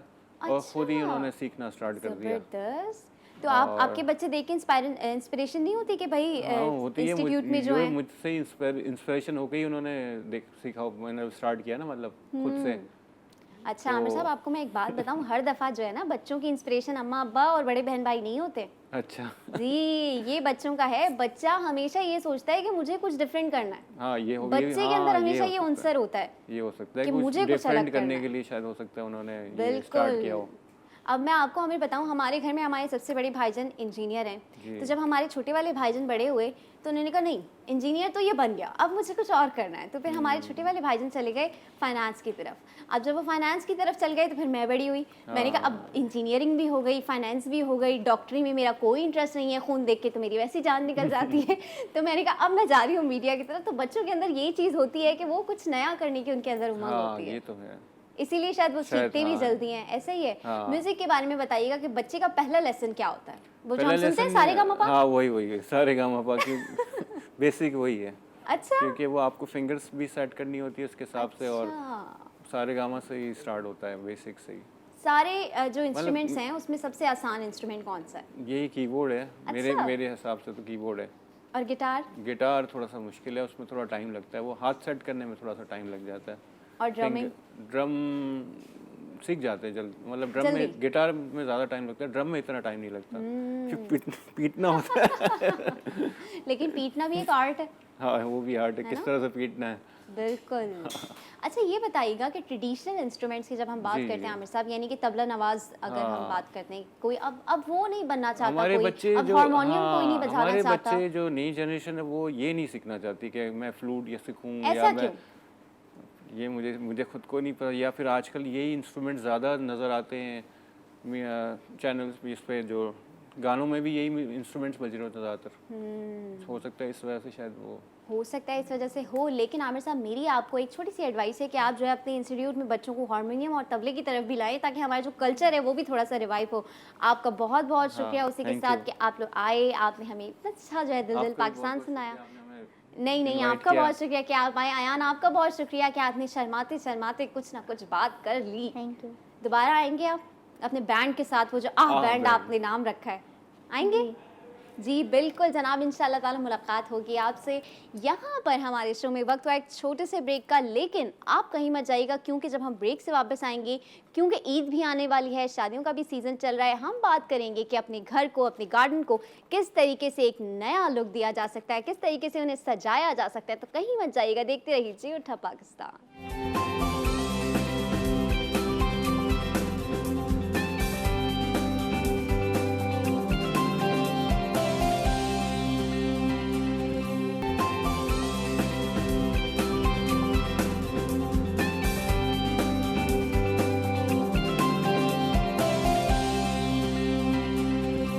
वेलकम बैक, ब्रेक से वापस आ चुके हैं और आप लोगों के लिए हमारे पास एक बहुत अच्छा सरप्राइज़, जी हाँ, जो मैंने कि स्नीक पीक नहीं दिया था ब्रेक से पहले, इस वक्त हमारे साथ मौजूद हैं, जिनका कोई इंट्रोडक्शन देने की मुझे ज़रूरत नहीं है। आप सब इन्हें जानते हैं, किचन गार्डन और कितने सारे ऐसे शोज़, कितनी सारी प्लांटेशन में इनका कंट्रीब्यूशन रहा है। मैं इनसे पर्सनली बहुत इंस्पायर हुई, मेरी मॉम के बहुत ज़्यादा फेवरेट हैं। आपको इंट्रोड्यूस करवाते हैं तौफीक पाशा साहब से। अस्सलाम वालेकुम सर, कैसे हैं आप? शुक्र है अल्लाह का, बिल्कुल ठीक हूँ, अल्हम्दुलिल्लाह। ठीक ठाक है। I really miss your kitchen garden, वो बड़ा क्यूट। मैं अपने बचपन में, I guess I was 9 years old that time. बहुत सारी सब्जियां लगाई हैं मैंने आपको देख के। वेरी गुड, इसका मतलब है कि वो मैं कामयाब हो गया। बहुत ज़्यादा कामयाब हो गए। In fact I use to put the onion in soil. मैं अपनी प्याज उसमें लगाती थी, बिकॉज मैं टीवी पे देखती थी कि भाई पाशा साहब ने इस तरह से प्याज लगा दी थी, उसमें पत्ते निकल आए। उसके बाद जब मेरी प्याज में से 3 दिन बाद पत्ते निकले, ओह माय गॉड, एक एक को पकड़ के मैंने बताया कि भाई मेरी प्याज में से ना पत्ते निकल आए, आप देखें आके। जनाब, बात होगी यहाँ पर तौफीक साहब से कि किस तरीके से अपने गार्डन को आप एक नया लुक दे सकते हैं और किस तरीके से ऐसे कौन से प्लांट्स हैं जिन्हें आप अपने घर के अंदर, ड्राइंग रूम के अंदर ला सकते हैं, जिससे आपको रिफ्रेशिंग भी फील हो और आपका घर जो है वो ब्यूटीफुल भी लगे। उसके साथ साथ जब हम बात करेंगे डेकोर की, यानी कि फर्नीचर कैसा हो, वॉल्स कैसी हो, कर्टन्स कैसे हो, तो उसके लिए हमने आज इनवाइट किया है ओनर एंड सीईओ हैं संदली डिज़ाइन स्टूडियो की, इंटीरियर आर्किटेक्चर हैं, फर्नीचर डिज़ाइनर भी हैं और पिछले 8 साल से फील्ड में हैं। साथ ही साथ एडिशनल क्वालिटीज़ इनकी ये है कि जनाब ट्रैवलर भी हैं, एडवेंचरस भी हैं और साइकिलिस्ट भी हैं। आपको मिलवाते हैं आमिना हम्माद से। अस्सलाम वालेकुम आमिना, कैसे हैं आप? ठीक ठाक। ये डिज़ाइनर होने के साथ साथ साइकिलिस्ट होना, ये कैसा कॉम्बिनेशन है ये? आई थिंक क्रिएटिविटी का हिस्सा है दोनों चीज़ें। बिल्कुल ऐसा ही है। और अपने आप को पता है, आपको यंग रखने के लिए, अलाइव रखने के लिए आपके पास बहुत सारे पैशंस होने चाहिए, बहुत सारे ऐसे स्पोर्ट्स होने चाहिए जिसमें आपको लाजमी दिलचस्पी होनी चाहिए। अच्छा तौफीक साहब, बात कर रहे हैं कि किस तरीके से नया लुक दिया जा सकता है, साथ ही साथ इको फ्रेंडली भी बनाना है अपने घर को और ऐसे भी प्लांट्स लगाने हैं कि आपका जो स्ट्रेस लेवल है, because when you are around plants तो आपका स्ट्रेस लेवल थोड़ा सा कम हो जाता है। बिल्कुल हो जाता है, बट ये काफ़ी नहीं होता है कि आपने साइड में एक पौधा रखा हुआ है और आप बैठे हुए अपना फ़ोन यूज़ पे कर रहे हैं। यूज़ कर रहे हैं और वो पौधा हुआ, तो उससे कम से कम बात करनी चाहिए। नो, उसके लिए ज़रूरी ये होता है कि आप अपने गार्डन में जो भी आपके प्लांट्स, जितनी भी एरिया आपके पास हो, आपके पास घर में गार्डन हो, बालकनी हो, छत पे हो, जैसे भी हो, तो आप अपने प्लांट्स के साथ में काम कर रहे हैं, उनको पानी दें, उनकी सफाई करें, उनको खाद दें, नया बीज लगाएं। तो ये सारी जब आप एक्टिविटीज़ करते हैं तो ये बहुत सूदिंग होता है। इट्स ऑल्सो लाइक, जिस तरह कहते हैं कि एक फ़िश एक्वेरियम आप सामने रख दें और उसको अगर आप सिर्फ देखते रहें फ़िश को स्विम करते हुए, बहुत सूदिंग होता है। इस तरह 40% आपका स्ट्रेस लेवल कम होता स्ट्रेस है। लेवल कम होता है। तो जब प्लांट्स के साथ में आप कर रहे होते हैं तो ऑब्वियसली आप आउटडोर एनवायरनमेंट में होते हैं, आपको ताज़ा हवा लग रही होती है, थोड़ी सी एक्सरसाइज हो जाती है। वो साइकिलिंग इज अ लाइफस्टाइल ना, इट्स अ लाइफस्टाइल, आपको वो इट्स अ हेल्दी लाइफस्टाइल। तो आपकी थोड़ी एक्सरसाइज हो जाती है, आप झुकते हैं, बैठते हैं, उठते हैं, गमला उठाते हैं, कुछ ना कुछ करते हैं, पानी दे रहे हैं। तो ओवरऑल इन ऑल एस्पेक्ट्स जो है ना, आपके लिए वो एक हेल्दी और फिर जब आपके पौधे में से फ्रूट या फिर फूल निकलता है, ओहो, I have seen my mom, उनको तो इतनी खुशी होती थी मेरे बिल्कुल। कैक्टस में फूल आ गया। आमना, आप यकीन करें, कैक्टस लाइक वो लगा हुआ होता था, उसको पानी वीक में एक दफ़ा देना है, उसको मॉम कपड़े से उसके एक एक टुकड़े को साफ करती थी। उसके बाद जब कैक्टस में फूल आता था, उफ, कैक्टस में फूल आ गया, उसकी फोटोग्राफी हो रही है तो वो सोशल मीडिया पे लग रही है। बिल्कुल बिल्कुल। जैसे छोटे छोटे अगर वेजिटेबल्स हम लगाते हैं, हमने मिर्चें लगाई घर में, इतनी इतनी सी वो मिर्चें निकली और इट वाज आपके पास plants हैं घर पे? जी बिल्कुल, Oh, हमारे wow. टेरेस है तो हमने उसमें कुछ ना कुछ हम लगाते हैं। मेरी sister in law is very much into gardening और वो काफ़ी अपना टाइम इसमें स्पेंड करती हैं, तो वो छोटी छोटी मिर्चें निकली या छोटे से टोमेटोज निकले और it was such a happy thing कि वो सबको वाकई दिखाई जा रही होती है। It's a very nice thing और फीलिंग अच्छी होती है उसकी, जो है ना। दिस इज़ द थिंग, आजकल के दौर के हिसाब से अगर आपके पास गार्डन है, कुछ स्पेस है जहाँ आप कुछ चीज़ ग्रो कर रहे हैं, तो हम ये रेकमेंड करते हैं कि जी आप प्लांट्स ग्रो कर रहे हैं तो प्लांट्स के साथ में ये भी तो प्लांट्स हैं, सब्जी वाले भी तो प्लांट्स ही हैं ना। बिल्कुल। और अगर आप चाहेंगे तो अपने गार्डन में आप उनसे भी खूबसूरती ला सकते हैं। तो ज़रूरी नहीं है कि आप कोई फ्लावरिंग प्लांट्स या दूसरे प्लांट्स यूज़ करें। आप किचन गार्डनिंग को इस तरह करें कि वो आपके गार्डन की डेकोरेशन बन जाए। तो जब टमाटर लगे हुए होंगे तो बड़ा खूबसूरत भी खूबसूरत लगता है, लगेगा। और गोभियाँ लगी हुई हैं और पर्पल कलर के बैंगन लगी हुई है और भिंडियाँ लगी हुई हैं। आप उसको आर्टिस्टिकली अरेंज करके अपने गार्डन को खूबसूरत भी बना सकते हैं और उसमें से खाने को भी आपको मिल जाता है कुछ। बिल्कुल के, और आपको पता है कि अब तो मार्केट में पता नहीं किस किस तरीके की सब्जियां आपको मिल रही होती हैं कि वैक्स लगी हुई है उसके ऊपर, तो शाइन के लिए पता नहीं क्या चीज़ लगी हुई है, कितनी हैजर्ड होती हैं वो सारी फ्रूट और चीज़ें। वेजिटेबल्स तो आजकल तो हैजिटस होती जा रही हैं। हमारी पूरी लाइफस्टाइल जो है बहुत आर्टिफिशियल हो गई है, तो खुराक भी हमारी, अब तो आप रियल फ्रूट को और वेजिटेबल की बात कर रहे हैं कि वैक्स लगा हुआ है, लेकिन अब तो आर्टिफिशियल अंडे और चावल और ये चीज़ें भी आ गई हैं जो फेक लोग और वो खा लेते हैं, उनको पता नहीं चलता है कि हम बिल्कुल फेक ऐसे चीज़ ही खा है। रहे हैं। तो अगर आपके पास इतनी जगह है तो आप लगाएं सब्जियां, खुद भी खाएं, रिश्तेदारों को दें, पड़ोसियों को दें, दोस्तों को दें। आपके एरिया में, आपकी गली में जो आपके डोमेस्टिक्स हैं, जो दूसरे लोग हैं, जो अंडर प्रिविलेज लोग हैं, उनको दें। बिल्कुल। एक आपकी कंप्लीट एक आपका ऑरा उससे चेंज हो जाता है। अच्छा, पहले तौफीक साहब, मेरी अम्मी आमना आप भी सुनिएगा कि मेरी मॉम बताती हैं कि जब उनका बचपन था तो हमारे घर में तोरियां लगी हुई थी, तो हम अपने मोहल्ले में जब तोरियां उतरती थी तो तोरियां बांटते थे, बाकी मोहल्ले से अलग अलग सब्जियां आती थी, तो बड़ी एक वो अंडरस्टैंडिंग और एक टुगेदरनेस और वो बड़ा एक बॉन्ड सा क्रिएट हुआ था। बिल्कुल, ऐसा होता है ना, बिल्कुल। अब ऐसा कुछ नहीं होता। ज़िंदगी डिफरेंट हो गई है ना। अब हमारी लाइफ्स जो हैं वो बहुत फास्ट हो गई हैं और वो जो कम्युनिटी स्पिरिट हम में एक ज़माने में होता था वो कम हो गया। लेकिन मैं ये समझता हूँ कि रीसेंट टाइम्स में एक हमारे यहाँ एक चेंज भी आ रहा है, एक कम्युनिटी स्पिरिट भी आ रही है।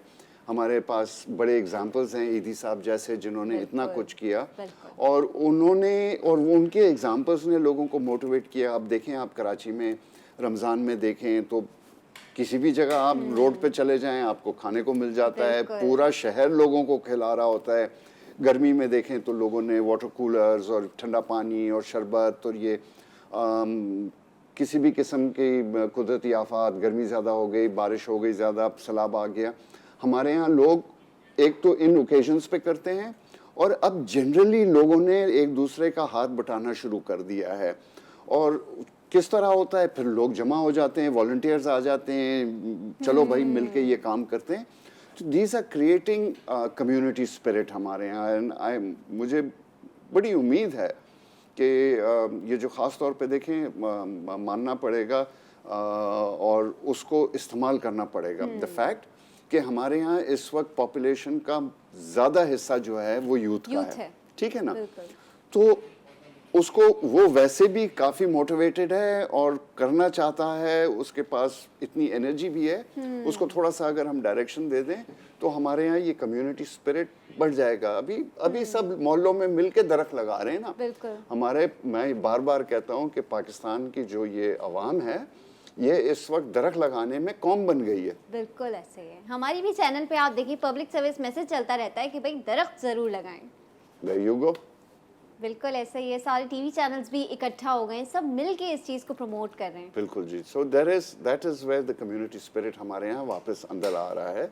और अगर हम उस पर थोड़ा सा उसको गाइड करें, उसको असिस्ट करें, हमारे जो शहर के जो एजेंसीज़ होती हैं, जिस तरह म्यूनसिपल कॉरपोरेशंस हैं और डीएमसीज़ होती हैं और जो भी इदारे होते हैं जो शहर को रन करते हैं, वो और सिटीजन्स मिलके हम अनफॉर्चुनेटली हमने अब तक ये नहीं किया है, लेकिन हमें करना चाहिए। एक सफाई का दिन रखें, बिल्कुल। एक मुल्क भर में मुहिम चलाएं।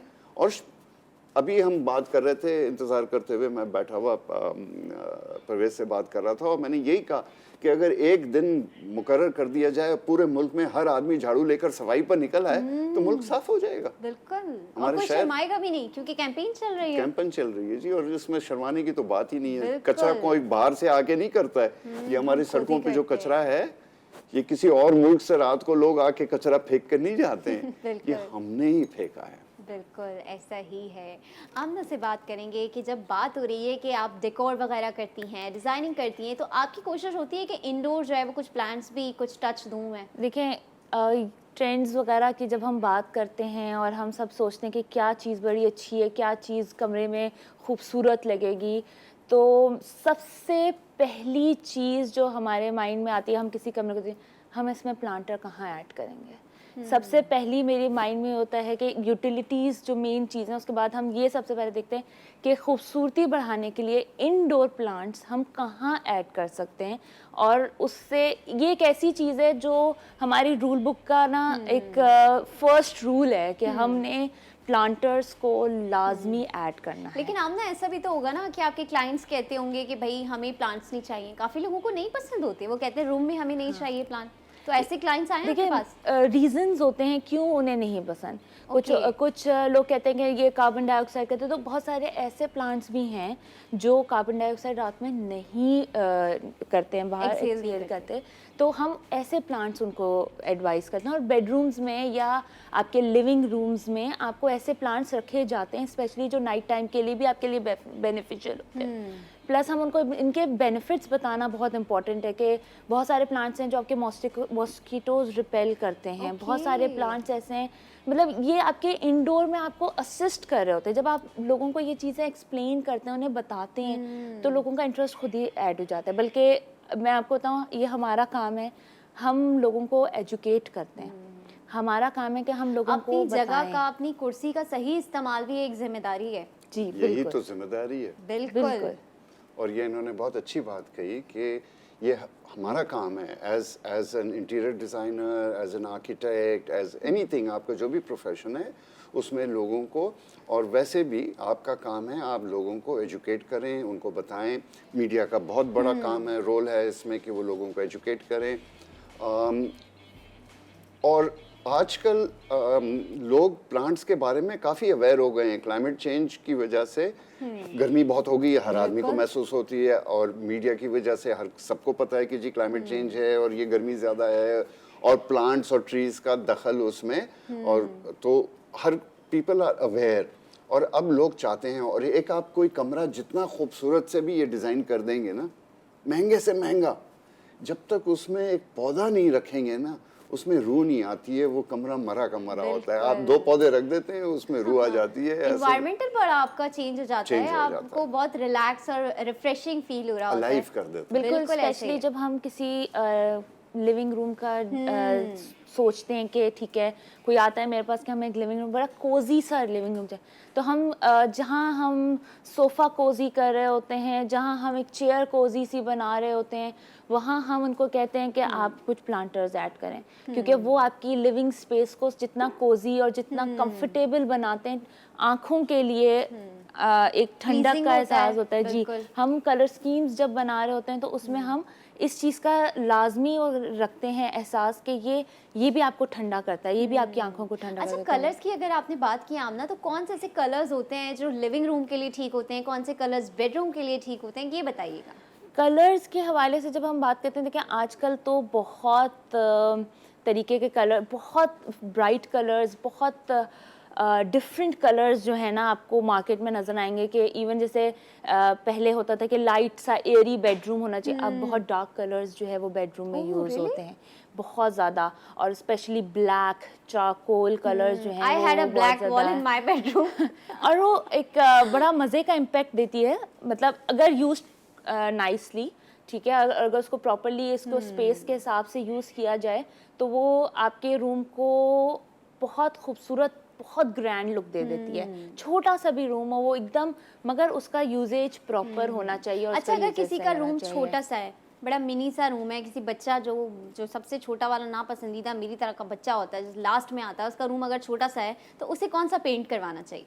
देखिए आजकल कुछ पेस्टल कलर्स बहुत पेस्टल हैं, कलर्स बहुत हैं, मिस्टी ब्लू, कोरल, ठीक है, इस तरह के कलर्स हैं। तो हम ना स्मॉल रूम को अगर हम डार्क कर देंगे तो वो ज़्यादा स्मॉल नहीं लगेगा? What do you think? देखें जब हम स्मॉल रूम की बात करते हैं और एक आप समझे कि एक बैचलर या एक यंग गर्ल के हिसाब से हम सोचते हैं, तो हम उस रूम में मिरर्स ऐड करते हैं। ओके। उस रूम को बड़ा करने के लिए उसमें हम डिफरेंट तरह के मिरर्स यूज़ करते हैं। उसमें हम कोशिश करते हैं कि जितना ज़्यादा रिफ्लेक्टिव मटेरियल हम यूज़ कर सकते हैं, उससे आपके अंदर एक रूम के अंदर एक इल्यूजन क्रिएट किया जाता है, जैसे वो बड़ा लगने लगे। उससे कलर स्कीम का हम ये कहेंगे हम डार्क नहीं कर सकते, हम रिस्ट्रिक्ट नहीं करते। हम ऐसी मटेरियल्स यूज़ करना शुरू कर देते हैं कि हम जब फिर उसका बेड देखते हैं तो हम उसे बहुत हैवी बेड नहीं देते, फिर हम उसे एक अच्छा सा लाइट शीक सा सिंपल सा बेड देते हैं, मगर हम उसके कलर स्कीम को हम कहीं भी लेके जा सकते हैं। ये हमारी इमेजिनेशन है और ये हमारा, बहुत सारे हमारे क्लाइंट्स यही पूछते हैं कि ये क्या ऐसा नहीं हो जाएगा, मगर हम कहते हैं ये हमारा काम है। हम आपको बताएंगे कि कलर स्कीम और फर्नीचर की चॉइस, इन दो चीज़ों से छोटे से छोटा रूम बड़ा लगने लगता है, और अगर गलत इस्तेमाल हो तो बहुत बड़ा रूम भी बहुत छोटा लगने लगता है। I have seen this, मैंने बिल्कुल ये देखा है। ये चीज़ हमारे दोनों चीज़ें ना इंटरलिंक्ड है। अच्छा, हमने ये बताइएगा कि जब हम बेड्स की बात करते हैं तो हम देखते हैं बेड्स में बड़ी जल्दी जल्दी जो है ट्रेंड्स वो चेंज हो रहे होते हैं। अभी कुछ साल पहले ऐसा बेड था कि वो बस एक बाले ज़मीन से ऊपर है और बस वो ट्रेंड चल रहा था। अब हम देख रहे हैं तो वो दोबारा से किंग साइज बेड जो है वो बड़े लग्जरियस ऊंचे ऊंचे सिधानों वाले आ गए हैं। तो अभी कौन सा ट्रेंड चल रहा है? देखिए अभी at the moment wooden beds तो एक अपनी जगह है, मगर आजकल फुली अपोस्टर्ड बेड्स जो हैं, पूरे फैब्रिकेटेड बेड्स जो हैं और बहुत सिंपल डिज़ाइन के साथ सिर्फ अपोस्टरी के होटल्स में होते हैं। बिल्कुल, होटल बेड्स जो हैं वो आजकल बहुत लोग पसंद कर रहे हैं अपने घरों में, और बहुत हाई बेड्स भी नहीं, बहुत एक नॉर्मल स्टैंडर्ड साइज़ के बेड्स यूज़ किए जा रहे हैं, ना बहुत लो ना बहुत हाई। इस वक्त जो हमारी बेड्स के और बेड साइड टेबल्स वगैरह हैं, इन सबको देखें तो वो बहुत सिंपल, बहुत आप समझिए कि वुड को बल्कि कम किया जा रहा है और डिफरेंट मटेरियल्स ऐड किए जा रहे हैं, जैसे कि मार्बल टॉप यूज़ किया जा रहा है इस बेड साइड टेबल्स पे, ब्रास का इस्तेमाल बहुत ज़्यादा इस्तेमाल हो रहा है, हैंडल्स गोल्डन खूबसूरत ब्रास के बने हुए, नाइट स्टैंड के ऊपर जो आपकी लेग्स हैं वो ब्रास की बनी हुई हैं, पूरी अक्सर तो बेड साइड टेबल भी पूरी हम ब्रास की बना देते हैं। और ये भी देखने में आना जैसे कि आप पूरा नया टनल जो है वो पेड़ का वो एज ए टेबल उसको लोग शौकिया ऑर्डर पे बनवा रहे हैं, ये भी देखने में आ रहा है। इनसे थोड़ा कॉन्फ्लिक्ट करती है ये बात कि हम लाइव वुड यूज़ करते हैं। पाशा साहब, अगर हम ये देखेंगे कि उसका क्या मजहब है, उसका क्या फ़िरक़ा है, तो इंसानियत की बात कौन करेगा, है ना? बिल्कुल जी, इंसानियत अल्लाह ताला ने आपको इस दुनिया में जो भेजा है वो इंसानियत के लिए भेजा है, खिदमत खल्क के लिए भेजा है। उसकी जो जितनी, और वो खिदमत खल्क सिर्फ इंसानियत का मतलब है to be able to feel. बिल्कुल, और अल्लाह ताला तो ये कहता है कि आप ना सिर्फ इंसानों से बल्कि जानवरों से, बल्कि उसके बाद दरख्तों से भी आप प्यार करें। सारी मखलूक आपने किसी पर जुल्म नहीं करना है और सबका सहारा बनना है। अल्लाह यहाँ तक कि जब हम अपने देखते हैं हिस्ट्री में, तो जब हमारे खलीफा होते थे वो देखते थे कि अगर पेड़ को कोई पानी नहीं दे रहा है तो इसका भी सवाल अल्लाह ताला उनसे करेगा, तो वो पानी भी दे के आते थे। तो हमारा तो इतना खूबसूरत मजहब है। जी बिल्कुल। तो बात हम कर रहे थे दोबारा से कि जाए स्टेम की, तो हाँ अच्छा जी, हमारे यहाँ पे बातें करते करते टाइम निकल गया है। यहाँ पे वक्त हुआ एक छोटे से ब्रेक का। जब मैं ब्रेक से वापस आऊँगी तो डिस्कस करेंगे कि अब क्या नए ट्रेंड्स चल रहे हैं, और ये जो लाइव एक नया ट्रेंड आ गया है कि भाई स्टेम को आप जो है लाइव स्टेम को पॉलिश करके आप उसका टेबल बनवा लेते हैं, वो कैसे होता है। कहीं मत जाएगा, देखते रहिए जी उठा पाकिस्तान।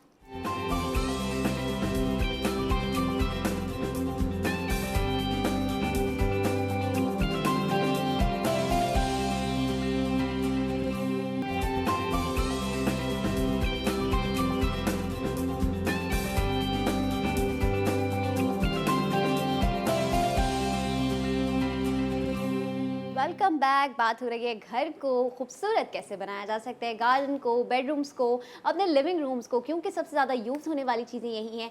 अब हम बात करते हैं एक इम्पॉर्टेंट जगह की, जिसे पाकिस्तान में या ईस्ट में बड़ा प्रोटोकॉल होता है, बाहर मुल्कों में नहीं होता है, लेकिन हमारे घर में वो जगह ज़रा ना, वो कहते हैं उसमें नो एंट्री वाली टेरिटरी होती है। वो मैं बात कर रही हूँ ड्राइंग रूम की। किसी बच्चे को नहीं जाने देते हैं ड्राइंग रूम में। ओफ कोई मेहमान आएंगे बस तभी आपको ड्राइंग रूम में जाना नसीब होता है। तो भाई ड्राइंग रूम के बताइएगा कि क्या ट्रेंड्स चल रहे हैं। लाइट ड्राइंग रूम चल रहे हैं, बड़े हैवी लग्जरियस चल रहे हैं, क्या चल रहा है आजकल? ड्राइंग रूम्स को थोड़ा सा मॉडर्न फेज में लेकर आया जा रहा है। हम पहले के मतलब अगर हम अब बच्चों को जाने दिया जा रहा है, क्या मॉडर्निटी क्या है ये? इसके ऊपर तो मैं कुछ नहीं कह सकती, ये तो डिपेंड करता है। Every house hold has a very different rule towards this, but होता ये कि अब हम उन कार्व्ड सोफ़े, भरे हुए कार्विंग वाले हमने सोफ़े रखे होते थे, तो अब हम उस ट्रेंड से हम निकल आए हैं। और हम सोफ़ाज़ जो हैं बड़े शीक और स्ट्रेट लाइन, वुड यूज़ होती है और कार्विंग भी यूज़ हो रही है, पर बहुत फ्रेंच कार्विंग्स यूज़ हो रही हैं। बहुत डिफरेंट लुक दे दिया गया है, नज़ाकत वाला लुक दे दिया गया है सोफ़ों को।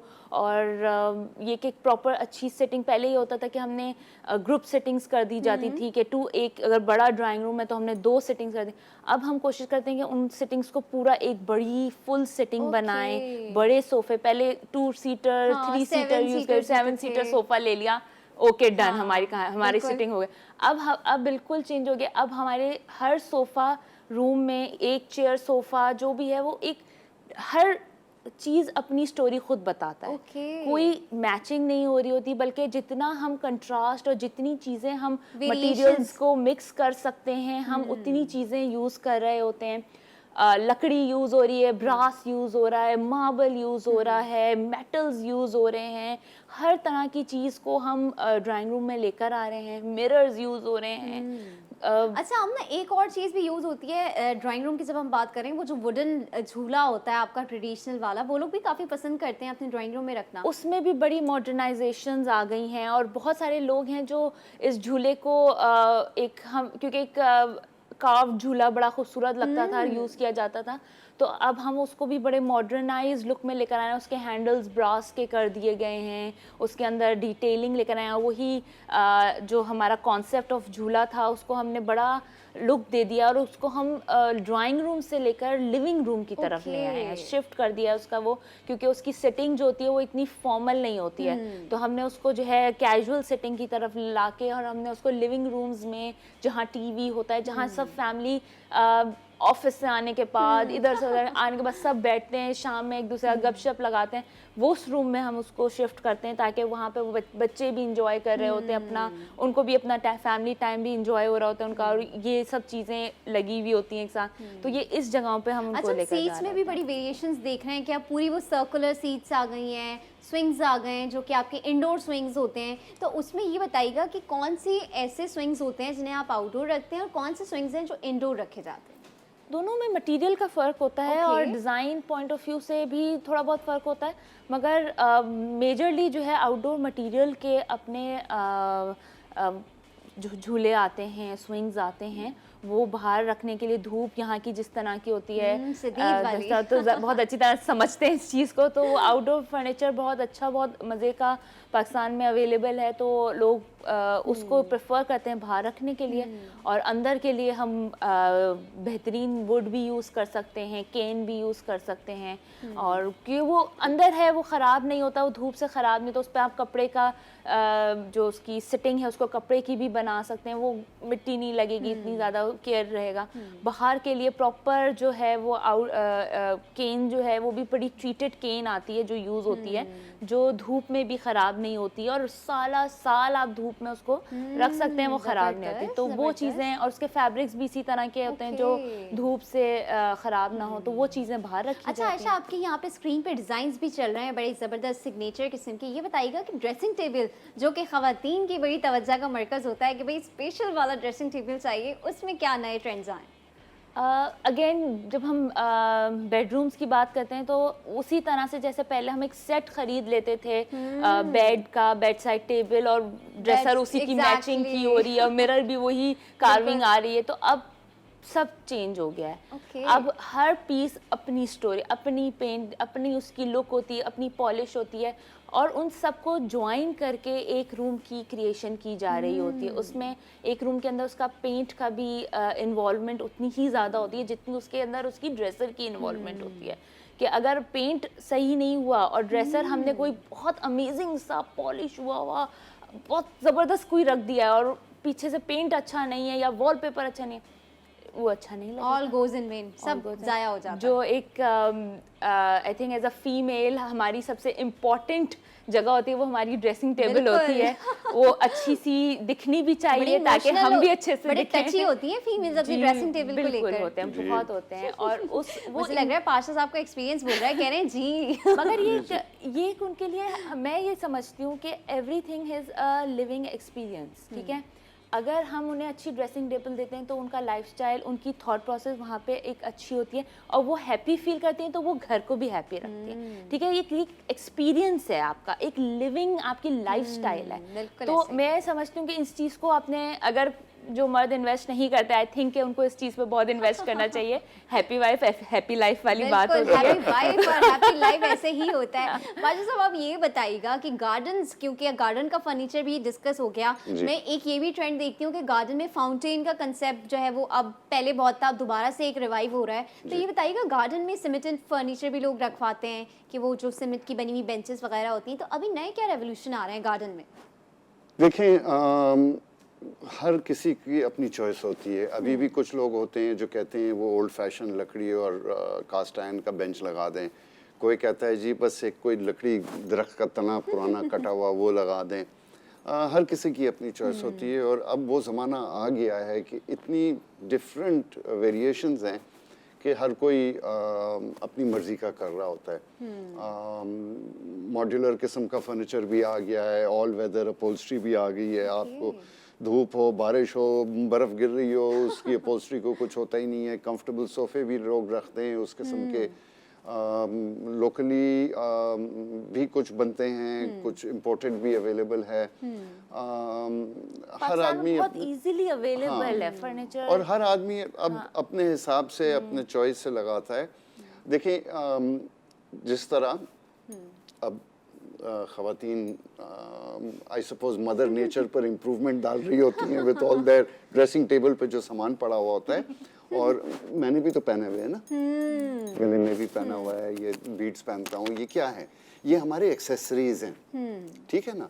तो जब आप गार्डन बना लेते हैं तो बड़ा खूबसूरत गार्डन बनाते हैं, लेकिन उसमें कुछ एक्सेसरीज की ज़रूरत होती है। तो ये आपका गार्डन फर्नीचर आ गया, आपने एक बर्ड बाथ डाल दिया, जैसे आपने फाउंटेन का नाम लिया जी, आपने विंड चाइम लगा दिया, आपने इस तरह की बर्ड फीडर आपने लगा दिया।